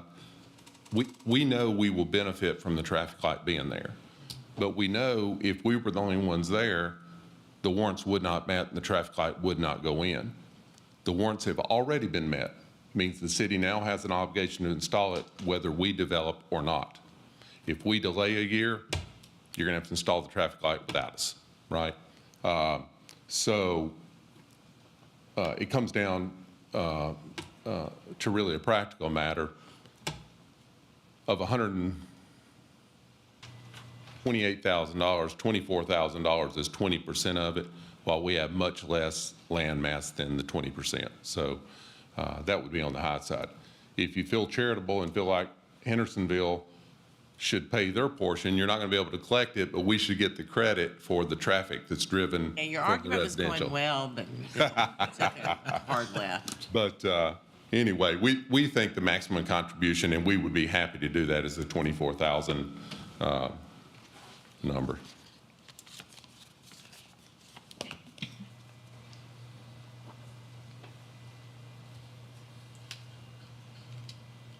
Other thoughts, questions, motions?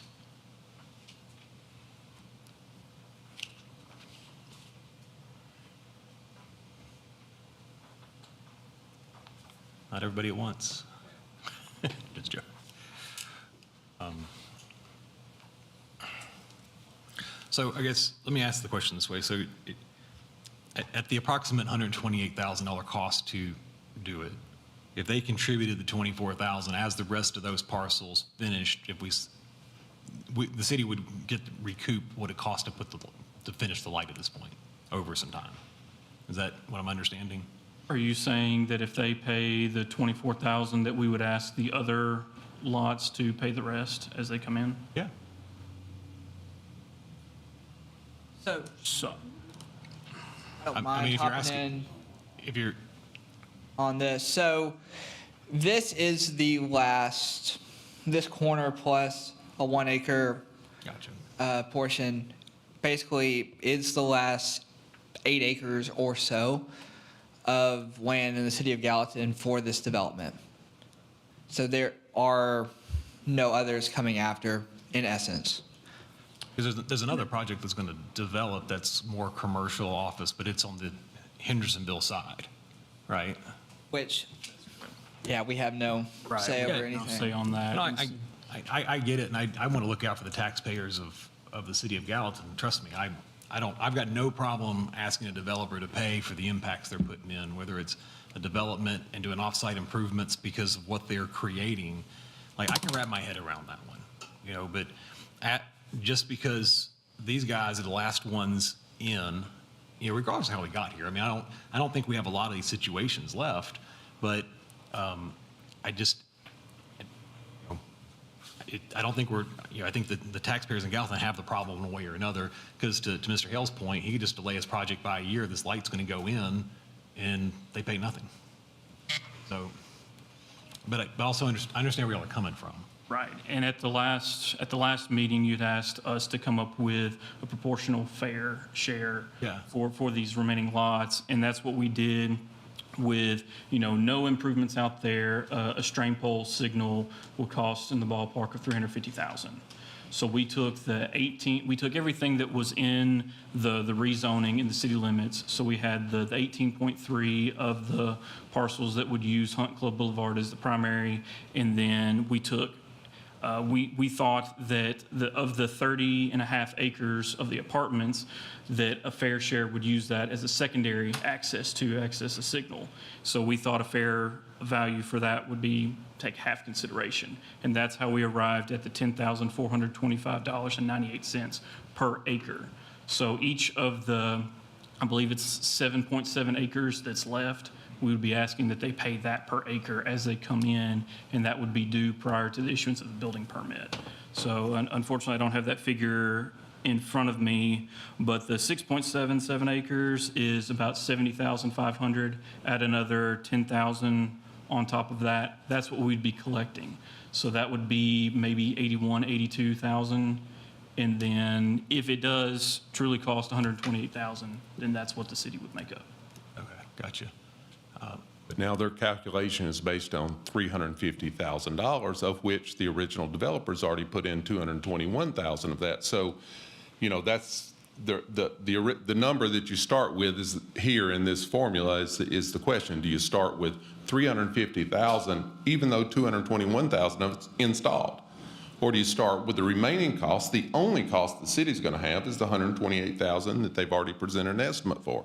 So that's my thing. If you just start with 128 versus 350, I think if you're going to assess it, that's the fair amount, not based on a fictitious number of costs they're not going to have. They're just trying to raise our portion based on 350. If you were starting from scratch and there was no infrastructure in place and the entire 350 was going to be a cost, that's one thing. But the cost is $128,000. They have that in writing. So, a portion of that versus a portion of 350 is a big difference. In that 128, that is a quote. It would have to be bid. So that number could come in higher. Could come in lower. Madam Attorney? Doubtful. Tasha Alexander, Assistant City Attorney. One thing you all have to take consideration, and I'm not dealing with numbers, but legally, the statute says that in exercising the powers granted to it by TCA 134302, the Planning Commission shall not require an owner of private property to dedicate real property to the public or pay money to a public entity in an amount that is determined on an individual and discretionary basis unless there is an essential nexus between the dedication or payment and a legitimate local governmental interest, and the dedication or payment is roughly proportional both in nature and extent to the impact of the proposed use or development of the property. So we clearly have the nexus. I just caution you guys about the proportionality of what this project will add to the impact of this traffic issue. So that's the big concern legally that you all have to take in consideration. So I just want to put that on the record. 128 is the appropriate number to use. I'm not dealing with numbers. I'm just telling you the law. I think that's what she's. You just have to take in consideration is what is this project proportionally going to, how's it going to impact the traffic? You can't just come in and say, like we've been talking about, the last few people are in, we need this money, they're going to have to pay for it. What they pay has to be in proportion to their impact. But we honestly don't know what that is, not knowing what kind of retailers go there. Just putting it out there so that you are aware. I guess that goes to the question, if the signal's already warranted without their project, then their project's not creating the impact of the nexus to require the signal. The need was already there. So I think we could be. Well, I don't remember the particulars on all the warrants and how that. I'm not saying, I believe that there is a nexus. The question is, what is the impact? What is the proportion that they will have? Because even if it's, even if it was already warranted, any added development is going to have an impact on traffic. Right. But what is that proportional impact? That's what you have to take in consideration. I don't know how to do that math in my head that fast. It becomes a little bit subjective. Well, I would argue since the warrants are met by peak hour left turns onto Gallatin Road, and most of the shops here won't open until 11 o'clock, we would have no impact on those peak traffic turns. So when the traffic is coming in to the commercial, the whole node, the whole section of Hunt Club or any of that down through there, they're not driving left-hand turns out of the subdivision between 8 and 10 o'clock. They're driving turns into the subdivision. So we're not really adding to that traffic flow. Our traffic flow comes during lunch hours, if we have restaurants, during business hours, but not at peak hours. And those are inflows for the most part, except during those times.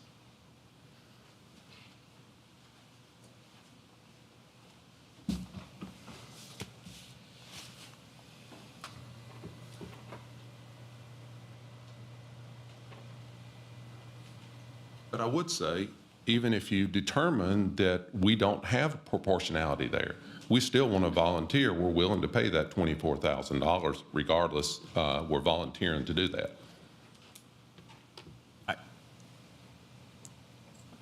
I can wrap my head around that one. So, look, I think that the share take into account of what it's going to cost roughly to fix it, where the math's not perfect. It could be a little more, it could be a little less, but based on what Latisha's, added to the conversation and just the sense of the thing, the applicant's willing to, and the law, thank you, ma'am. That's not an opinion. But I'll make a motion to approve with staff's 10 conditions of approval, amending condition 7, striking the $70,583.88 to read $24,200 because I like round numbers. And I think that meets the intent of the law. What about at least, never mind.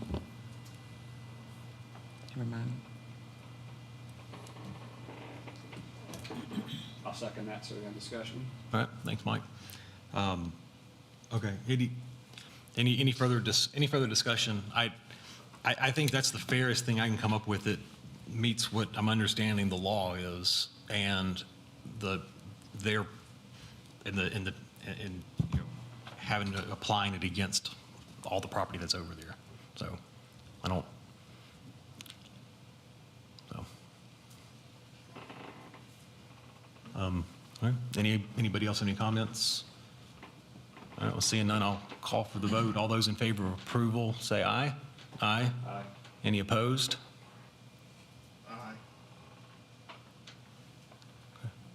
Is you're saying voting yes or voting no? No. Okay. So, yep, 1 no, 1 abstention. So, all right, thank you. Is there any other business, or can we go to the final motion of the night? All right, motion to adjourn? I'm sorry. I do have a couple other items. I apologize. I was writing my notes here. Just want to announce the Tapa Fall Conference again is November 6th, 7th, and 8th. I believe Suzanne has sent you all an email requesting if you want to be able to attend that. If you have not gotten that email, let me know. But she has not received any response back from any planning commission members to date on that. So I don't know if any of you know if you plan on attending that or not. Please come up and let me know. Or What was the first part you said? I'm sorry. it's the Tapa Conference. I can't. November 6th, 7th, and 8th. That's a Wednesday through Friday. So just let me know. As an alternate to that, though, Tapa is, the Middle Tennessee portion of Tapa is also planning a planning commission / BZA training. It'll be a 4-hour training event that you'll be able to attend via Zoom. So that will be on November 22nd from 8 to 12, 8 in the morning to 12 midday. So as more information comes, I can get you, login information or registration information for that event. That may be a good alternative, especially for any of you who have not gotten your 4 hours. We already have requested, I believe, that you start to report on that. I don't know, Marianne, when those are due to be. Is it just by the end of the year? Yeah, so we just need to be able to report that each of you have accomplished that goal to get to 4 hours by the end of the year. But I should do it in just an hour at the end of every meeting for 4 meetings. I'm just joking. Lastly, I just want to publicly offer condolences to Kimberly Atlee. Her father passed away about a week ago. She had services yesterday up in Scottsville, Kentucky for that. So Sorry for your loss. she's back with us now today, but she was off all last week dealing with that. So anyway, that's it for business. Thank you. Motion to adjourn? Second.